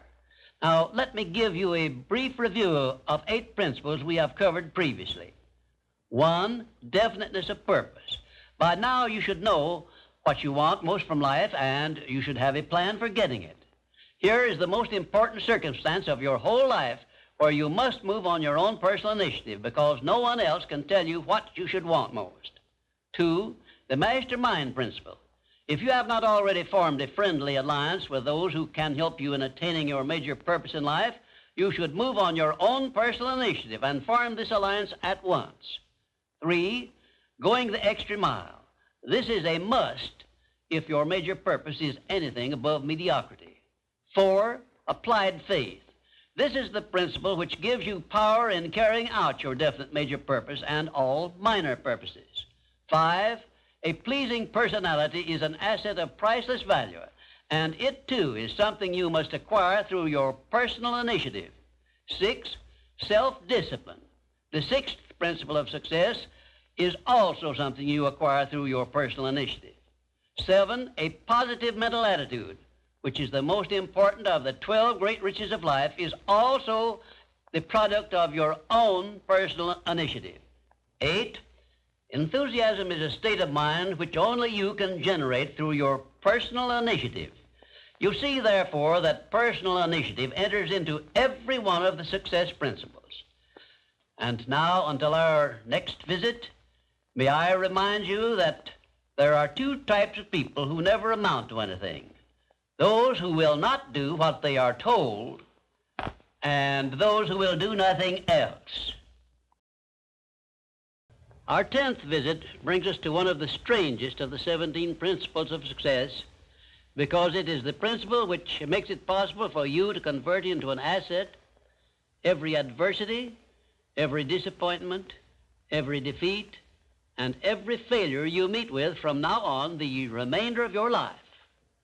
Yes, the principle of learning from adversity makes it possible for you to transmute all your past failures and mistakes into an asset which will help you achieve outstanding success in the future. At the very outset of this visit, I wish to call your attention to an important fact which may give you immediate possession of the great master key to success, namely, that your positive mental attitude is the only means by which you may convert adversities, defeats, and failures into assets.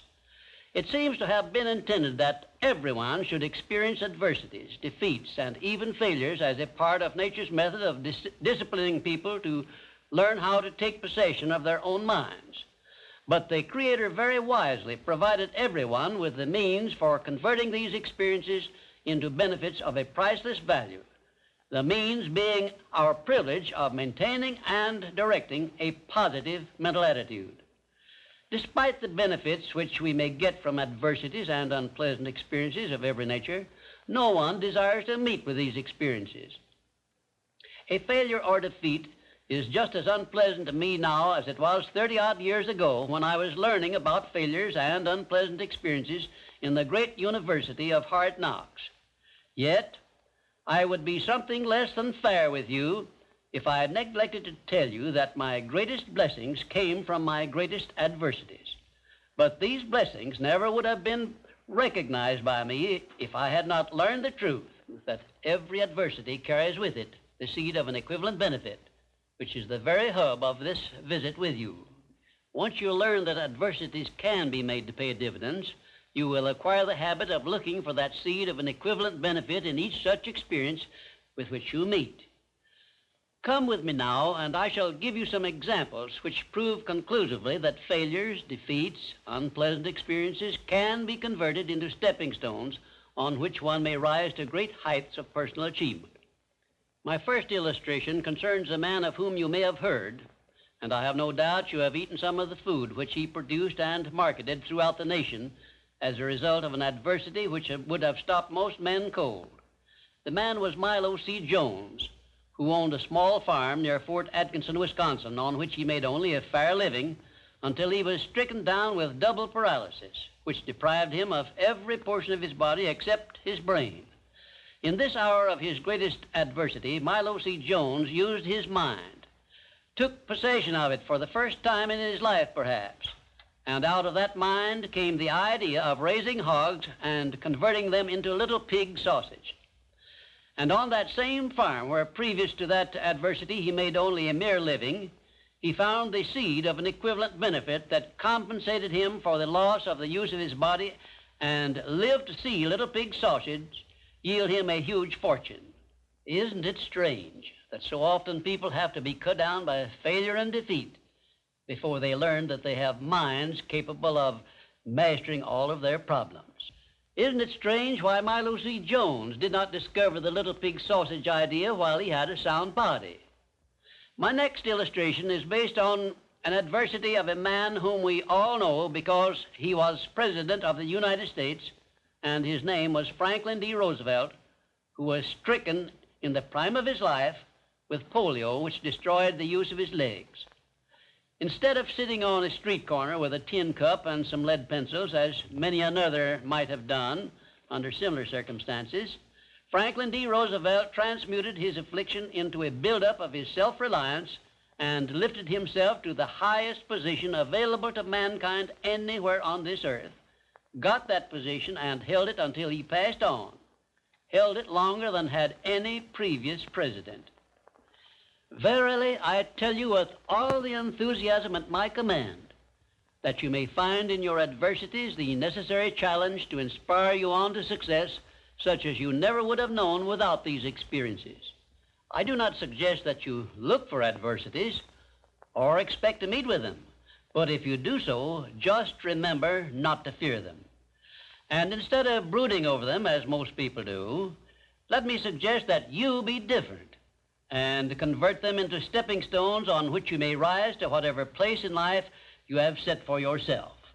3, My next illustration is based on you and all the adversities and failures you have ever experienced. I shall not go into details because I do not know the details of any such experiences you may have met with. But this much I do know. I have brought to you in this visit the means by which you can convert all your past disappointments and all of your future adversities and failures into a seed of equivalent benefit. You can do this by the simple process of appropriating and putting to your use the 9 success principles I have given you previously. If you do not remember these 9 principles, write to me and I will tell you how to get copies of them. Right here, may I remind you of the great importance of following the principle of a positive mental attitude, because this is the principle you will need most in converting unpleasant experiences into assets. 4. My next illustration involves a very intimate personal experience of my own, which began when my mother passed on. I was 8 years of age. I know that the loss of one's mother at any age usually is regarded as an irreparable loss which offers no possible benefits. But even in the loss of loved ones, we may find that there is a seed of an equivalent benefit. I found that seed in one of the most wonderful persons I have ever known when my father brought home my new mother. It was she who inspired me to prepare myself for the opportunity I was to receive later in life when I met Andrew Carnegie and received from him the commission to organize the world's first practical philosophy of personal success. Had it not been for the loss of my mother, I would not now be having this visit with you, and my books would not now be serving to help millions of people throughout the world to find their places in life. Just remember this about adversities. Nothing is ever so bad or so unpleasant that it may not yield some benefit if we keep a positive mental attitude toward the experience and make it a habit to look for that seed of an equivalent benefit. This, of course, involves the application of that important success principle, personal initiative. 5. Now I come to an illustration which involves our great American way of life and all the personal freedom and opportunities we enjoy under our way of life. And it begins with our defeat of the British in 1778. Probably every Britisher believed that the loss of the American colonies was an irreparable loss which offered no possible benefits. Yet you and I know that if we had not defeated the British and made ourselves rich and powerful, the British Empire probably would have been wiped out in World Wars I or II. We know also that although the British Empire survived those 2 wars, it was our financial help which saved the British from starvation and bankruptcy. So, today, every Britisher should give thanks for the defeat of Lord Cornwallis's armistice, because that defeat finally became the means of survival of the British Empire. 6. My next illustration brings us face to face with an adversity which involves you and I and every other person now living. An adversity from which we have not as yet availed ourselves of that seed of an equivalent benefit which is to be found in all adversities. I have reference to the trend in this and all other countries to rob individuals of their rights of personal freedom, a trend which is in direct violation of the obvious purpose of the Creator to give every individual the privilege of freedom of thought and action. There is something definite you and I can do about this common trend to rob us of our rights of personal freedom. We cannot turn it back entirely by our individual efforts, but we can and we should do something about it where it affects us individually and where we know what we can do and how we can do it. Of course, you will ask, what can I do to influence a world trend? And I shall answer by saying there is something definite that you can do. You can refuse to accept this common trend and take full possession of your own mind, thus fulfilling your personal responsibility to your Creator. Remember those 2 sealed envelopes I mentioned in a previous visit. One of them is labeled Riches You May Enjoy by Taking Possession of Your Own Mind. Very well, you have a responsibility to yourself, your loved ones, your Creator, to take possession of your own mind and to direct it to ends of your own choice. This responsibility is yours and no one else can rob you of it or fulfill it for you. You also have a responsibility to your country, which has given you our great American way of life. Our great system of free enterprise, which is so designed as to provide one with every possible motive for taking possession of his own mind and writing his own ticket in life. We should remember that our benefits under the American way of life, like every other blessing we have been given at birth, is something we can retain and enjoy only by making the fullest and best use of it. It is definitely a part of the overall plan of the universe to give man the benefit only of those blessings he recognizes, embraces, and uses constructively. Tie your arm to your side and take it out of use, and nature rebels immediately by causing the arm to atrophy, wither, and become useless. Neglect to keep in contact with your friends and cultivate them, and you lose them. Show indifference to the patrons from whom you earn your living, or the employer who pays your wages, and very soon you find yourself without a market for your services. It is an inevitable law of nature that you lose that which you do not use. And of course, this applies to the use of your own mind, the same as to everything else. And we who so often boast that we are citizens of the richest, the greatest, and the most powerful nation civilization has yet produced will do well to remember this law, through which we lose that which we do not properly use. In this visit, I have brought you what may be a surprise or even a shock by introducing this great principle of profiting by adversity. If you are ready for this principle, you will embrace it at once, and never again, as long as you live, will you brood over unpleasant experiences without knowing full well that your efforts could be better employed by searching for that seed of an equivalent benefit which is available in those experiences. Now, before I conclude this visit, I shall give you this assignment, which, if you carry it out sincerely, may well bring you a new birth of opportunity such as you never dreamed of experiencing. Go back into your past experiences, study each adversity and failure you may have experienced, and look for that seed of an equivalent benefit you had not before discovered, and you may find yourself richer than you believed yourself to be. And now, until our next visit, just remember, nothing can be called failure until you accept it as such. We have now come to our 11th visit, where I shall present creative vision, the success principle which is responsible for the building of all of our plans, aims, and purposes. It has been said that the imagination is the workshop wherein we fashion the purposes of our brain and the ideals of our soul. I do not know of a better definition of imagination than this. There are two forms of imagination. First, there is synthetic imagination, which consists of organizing and putting together of recognized ideas, concepts, and facts arranged in a new combination. Very seldom does anyone create an idea or anything else absolutely new. Nearly everything known to civilization is but a combination of something that is old. Secondly, there is creative imagination, which operates through the sixth sense and has its base in the subconscious section of the brain and serves as the exclusive medium through which basically new ideas or facts are revealed. Let me give you some examples of synthetic imagination in action. 1. Edison's invention of the incandescent electric lamp was the creation of synthetic imagination because it was created by bringing together in a new combination two old and well-known principles. 2.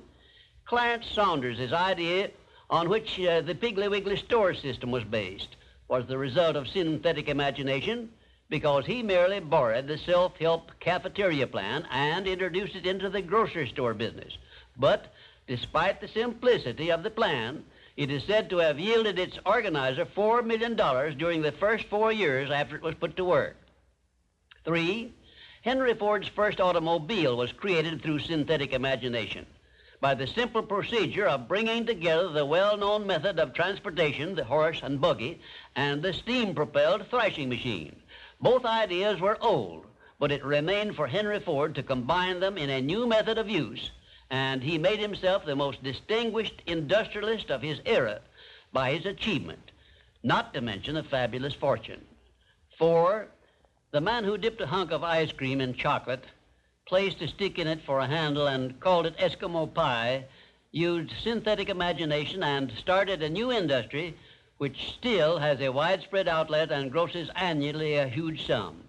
It is safe to assume that the creator of this simple plan of merchandising was well compensated for his use of his synthetic imagination. 5.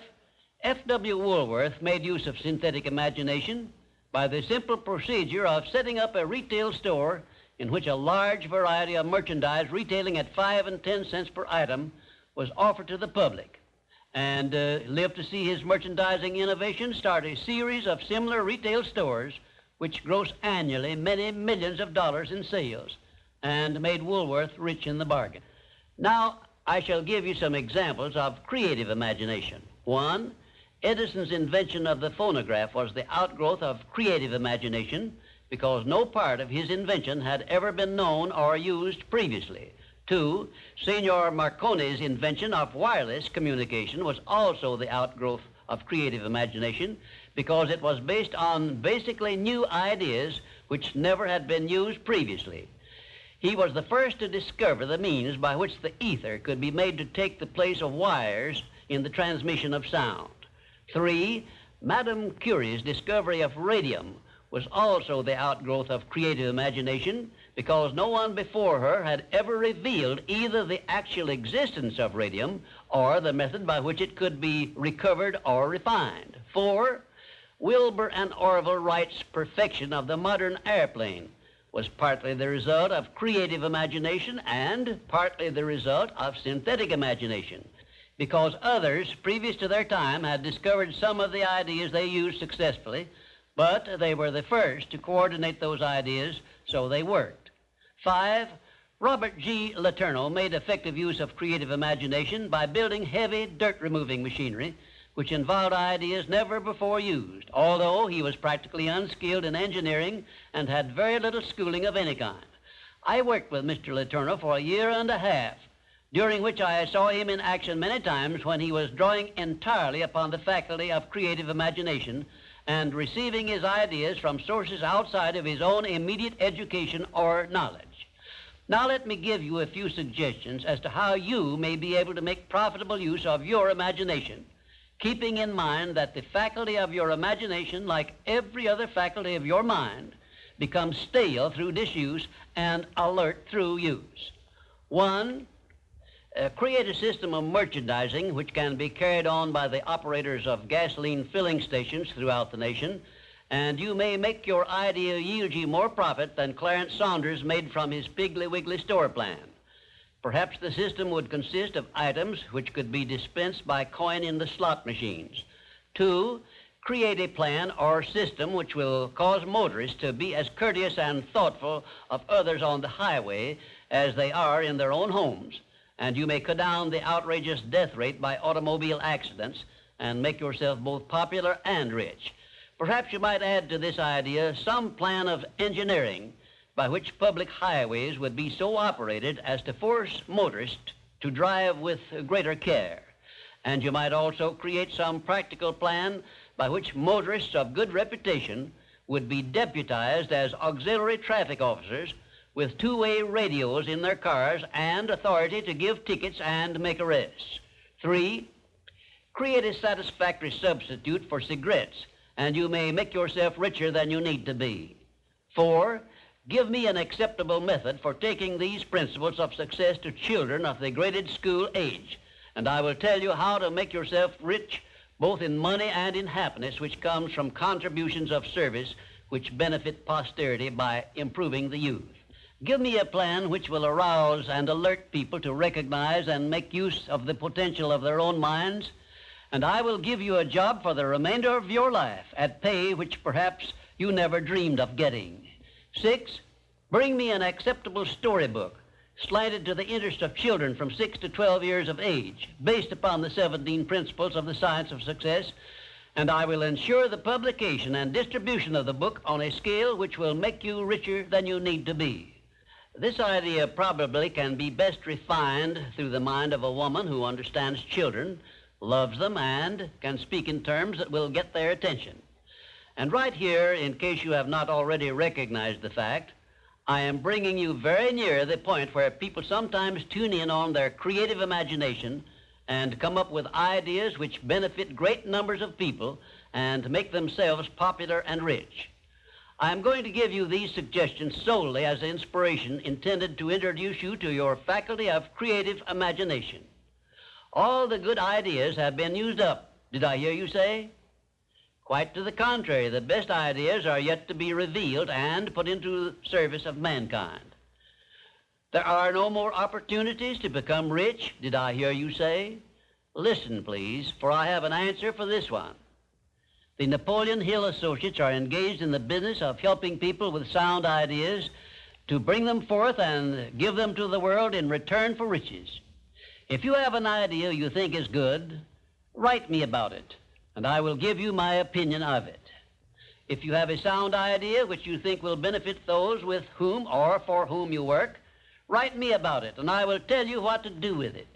If you have discovered a better way of doing anything, write me about it, and I will offer you suggestions for benefiting by your discovery. If you will give me an acceptable plan for influencing married people to adopt and use the Mastermind principle in their domestic relations, you may benefit many billions of people in homes where harmony does not now prevail, and make for yourself a reputation worthy of a king's ransom. If you have a better idea or plan for the use of salesmen in any field of selling, your idea may help millions of salesmen to increase their incomes and bring you a reward worthy of the value of your idea. If you can create an idea which will help retail store owners to display their merchandise to better advantage so as to increase their sales, write me about your idea, and if I believe it sound, I will tell you what to do with it. I am still talking to you about exercising your faculty of imagination, but I am limited as to the number of ideas I can give you in so short a time. But I will give you some more useful ideas in my next visit. Imagination is a trait which becomes alert only by constant action based on the success principles I have described in these visits. You are the one who must supply this action. The rules of accurate thinking are so clear and simple that I often wonder why so few people ever take time to learn the rules, since accurate thinking is the very foundation of all successful achievements. In this visit, I shall give you a working description of the rules of accurate thinking, which all successful people follow. First of all, accurate thinking is based on two simple fundamentals. They are called inductive reasoning and deductive reasoning. Inductive reasoning is used when the necessary facts on which to base your thinking are not available. In this case, you act on hypotheses, or what you assume the facts to be. Deductive reasoning is used when you have the facts, or what appear to be the facts, on which to base your thinking. The next step in accurate thinking is to separate facts from fiction, or hearsay evidence, and determine whether you are dealing with hypotheses or real facts. When you are sure you have dependable facts on which to base your thinking, you take the second step by separating these facts into two classes. One is important facts, and the other is unimportant facts. When you do this, you may be surprised at the overwhelmingly greater number of unimportant facts you deal with daily than there are important facts. At this point, you are almost sure to want to ask the question, what is an important fact, and how can I distinguish it from an unimportant fact? And I shall give you the answer to this very important question by saying that an important fact is any fact which will aid you to any extent whatsoever in attaining the object of your major purpose in life. And all other facts, as far as you are concerned, are unimportant, and you should waste no time with them. After this visit is over, you can employ the next hour to a great benefit to yourself if you will set down on paper a list of all the facts you dealt with yesterday, separating them into two classes, important and unimportant. As a matter of fact, you will make a profound discovery regarding accurate thinking if you follow the habit of daily taking inventory of all the facts that claimed your attention during the day, putting them down on paper in two separate columns, one labeled important facts and the other labeled unimportant facts. Now let us turn our attention to the subject of opinions, and see to what extent loose, unsound opinions are mistaken for accurate thinking. To start with, let us recognize the truth that most opinions are without value because they are based on bias, prejudice, intolerance, guesswork, hearsay evidence, and out-and-out ignorance. These are harsh words I'm using, and they represent the source of most of the tragedies of life which people meet with unnecessarily. And I would say that of all the tragedies which cause misery and failure, none is more merciless or destructive than those which grow out of the indifference of people who make no attempt to learn how to think accurately. I shall never forget an experience I had with President Woodrow Wilson while I was working for him during World War I. I asked the President what effect he believed World War I would have on civilization, and his reply was brief, but it was a masterpiece which you should remember as long as you live. "I cannot answer your question," said the President, "because I have no facts on which to base an opinion." If you will remember Woodrow Wilson's 15-word speech every time you are about to express an opinion about anything, the chances are that you will soon get out of the habit of expressing or even having opinions not based on something more substantial than biases, prejudices, and emotional feelings which often serve as fathers to facts. You will learn, if you observe carefully, that the more successful a person is, the less he is inclined to express wild, unjustified opinions about anything. Also, you must have observed already that the drifters who are suffering with frustrations because they recognize they are failures usually have an assortment of opinions on about everything you can imagine. When I hear someone expressing a definite opinion about something of which I have definite reason to believe he knows little or nothing, I think of an experience I had when I stopped a Quaker on the streets of Philadelphia and asked him the time of day. He took out his watch, examined it carefully, and then in a slow, emphatic tone of voice he said, "Well, sir, according to this alleged timepiece, it appears to be approximately 1 minute and 10 seconds past 12 o'clock.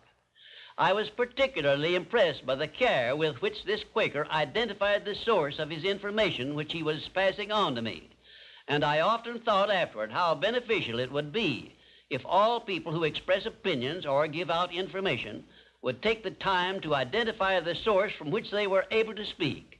I cannot influence all people to engage in this sort of safe thinking, but I can suggest that you give it consideration in connection with this visit on the subject of accurate thinking. Now, I shall give you a simple rule which may help you avoid being misled by unsound opinions expressed by other people. When you hear someone make a statement which your reason cannot accept as being sound, or which you question or should, for safety's sake, question for any reason whatsoever, ask a simple forward question. How do you know? Then stand firm on that question and either force the speaker to identify the source from which he got the information he is endeavoring to pass on as facts, or reject the statement entirely as if it had not been made. And do this no matter who is speaking or what may be his reputation for truth and veracity. Remember, you are given as your richest birthright the privilege of controlling your own thoughts. Therefore, treat this divine gift with the profound respect to which it is entitled, and do not allow anyone to do your thinking for you or to influence your thinking in any manner whatsoever, except by the rules of accurate thinking I am passing on to you. Follow this procedure regardless of what people think or say about your method of thinking.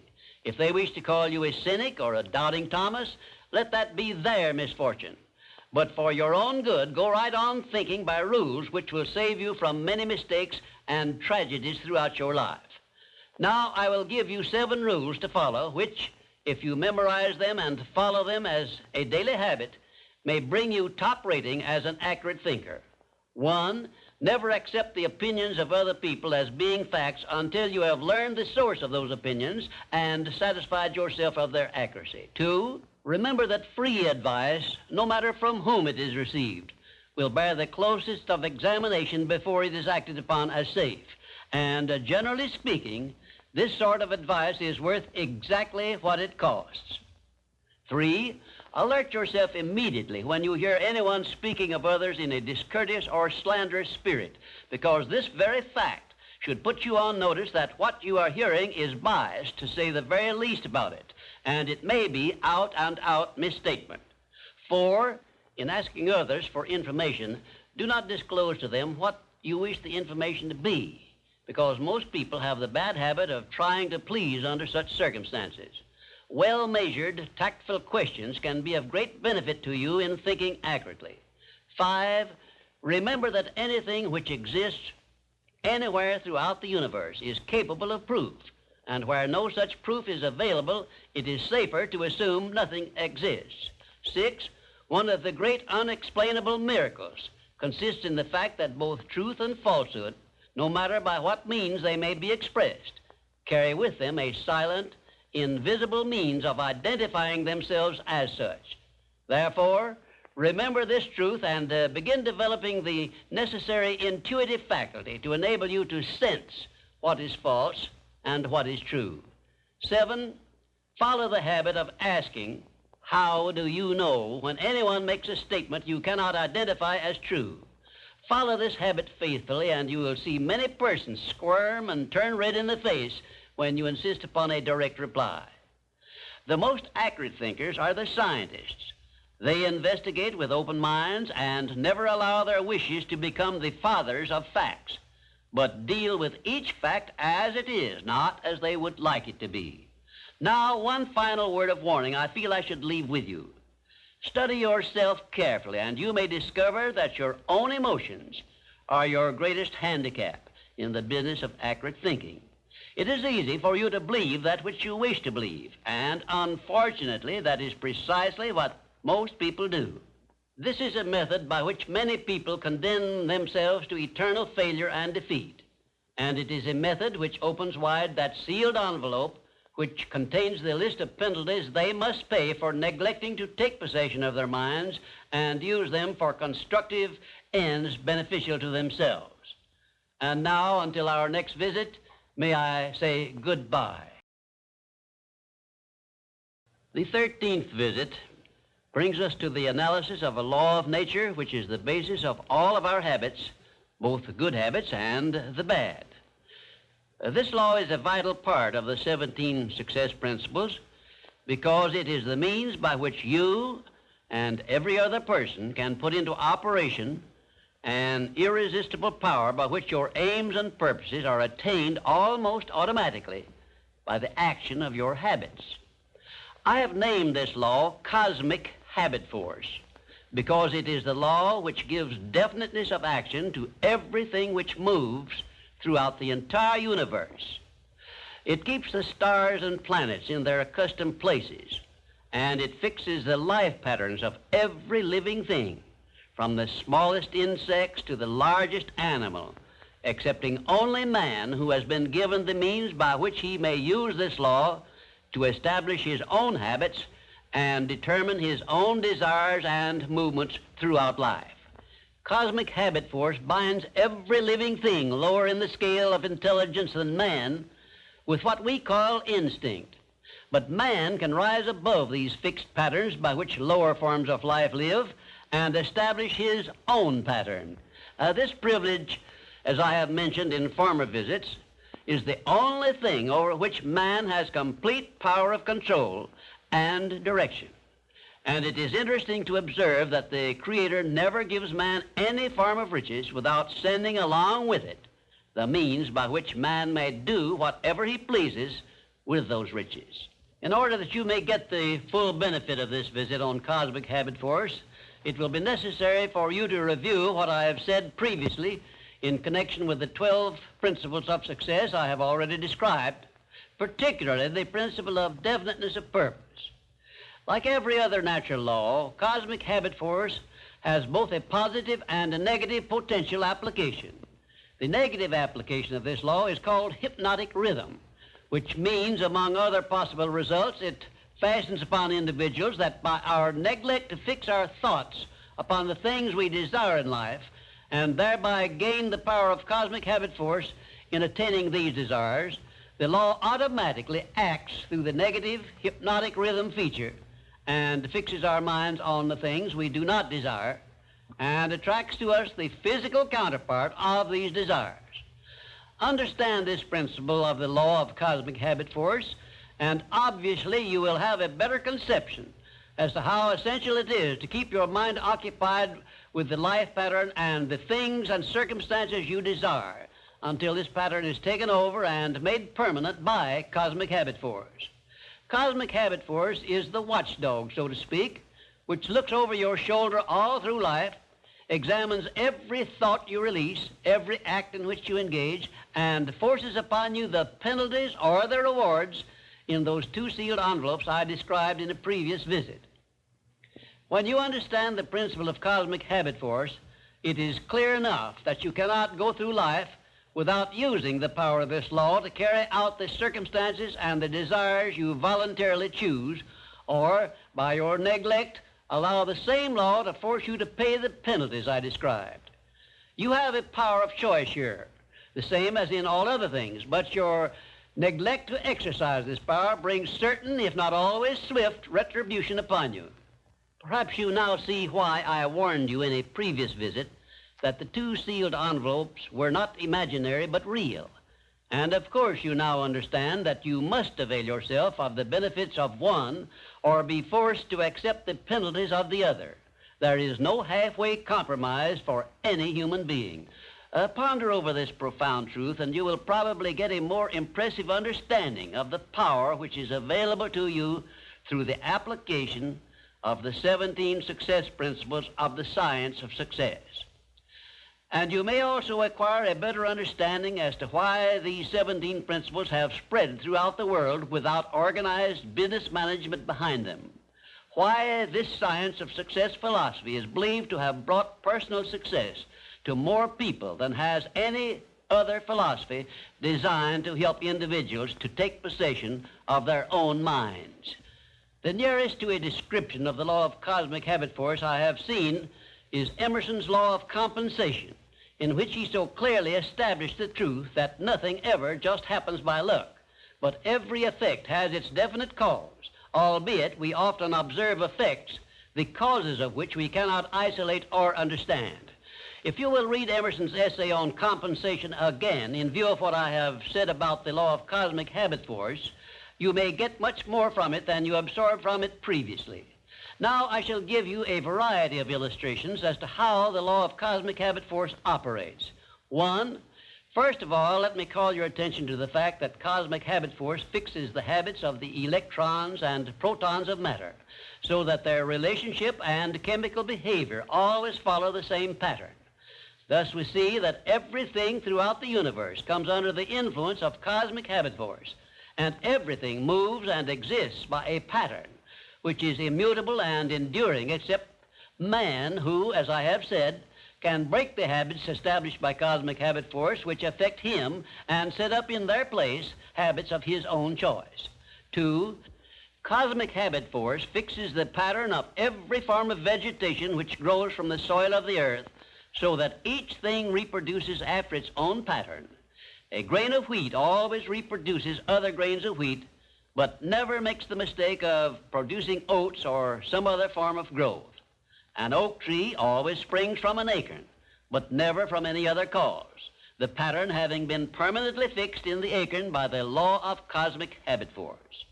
One atom of hydrogen and two atoms of oxygen combined always produce water, never anything else, because the pattern of their chemical reaction has been fixed by cosmic habit force.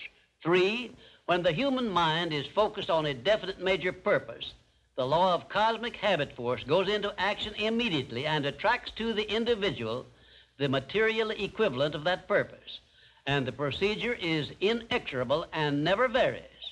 However, hypnotic rhythm, the negative application of the law, will just as definitely attract to one all the undesirable things and circumstances which the mind is allowed to dwell upon, such as poverty, ill health, failure, fear, and all other undesirable things. For cosmic habit force, expressing itself through the emotion of sex, is the means by which every living thing perpetuates its species. Understand this truth, and you will better understand the irresistible forces of the profound emotion of sex, the means by which nature creates all living things. You will also better understand why aims and purposes, which are expressed orally under the great creative forces of sex emotion, are acted upon so rapidly by cosmic habit force.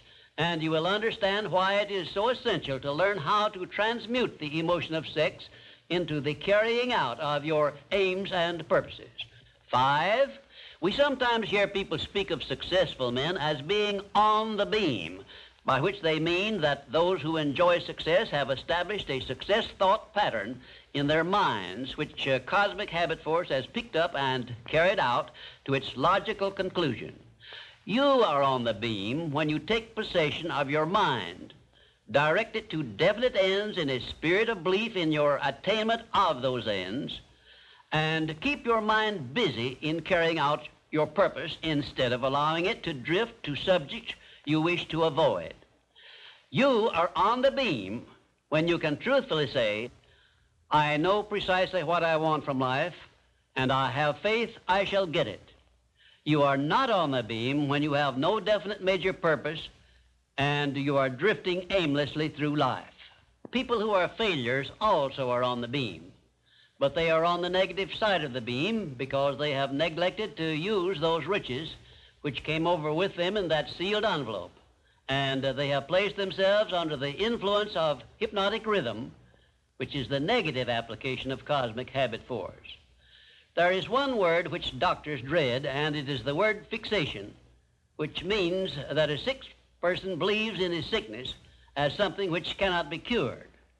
Fixations can become a priceless asset by those who have discovered the great master key to success and have learned how to develop fixations in their minds based on the things they desire most in life.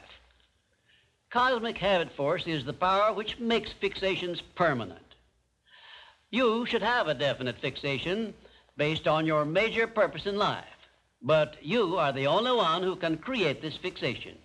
You can do it by taking possession of your own mind and keeping it directed toward the attainment of your major purpose. If you will do this by following all the instructions I have given you in these visits, in a short time you will find yourself on the beam and headed directly toward everything you desire and deserve to receive. Lastly, remember that your mental attitude is something you control outright, and you must use self-discipline until you create a thought pattern or thought habits which keep your mental attitude positive at all times. Your mental attitude is important because it acts as a magnet which attracts to you everything, every circumstance which makes you what you are and where you are. If you wish to keep on the beam that leads to success, be sure that you give cosmic habit force a thought pattern based on the things you want most in life, and it will do the rest. And now let me close this with my favorite expression of gratitude. O divine providence, I ask not for more riches, but more wisdom with which to make wiser use of the riches you gave me at birth, consisting in the power to control and direct my own mind to whatever ends I desire.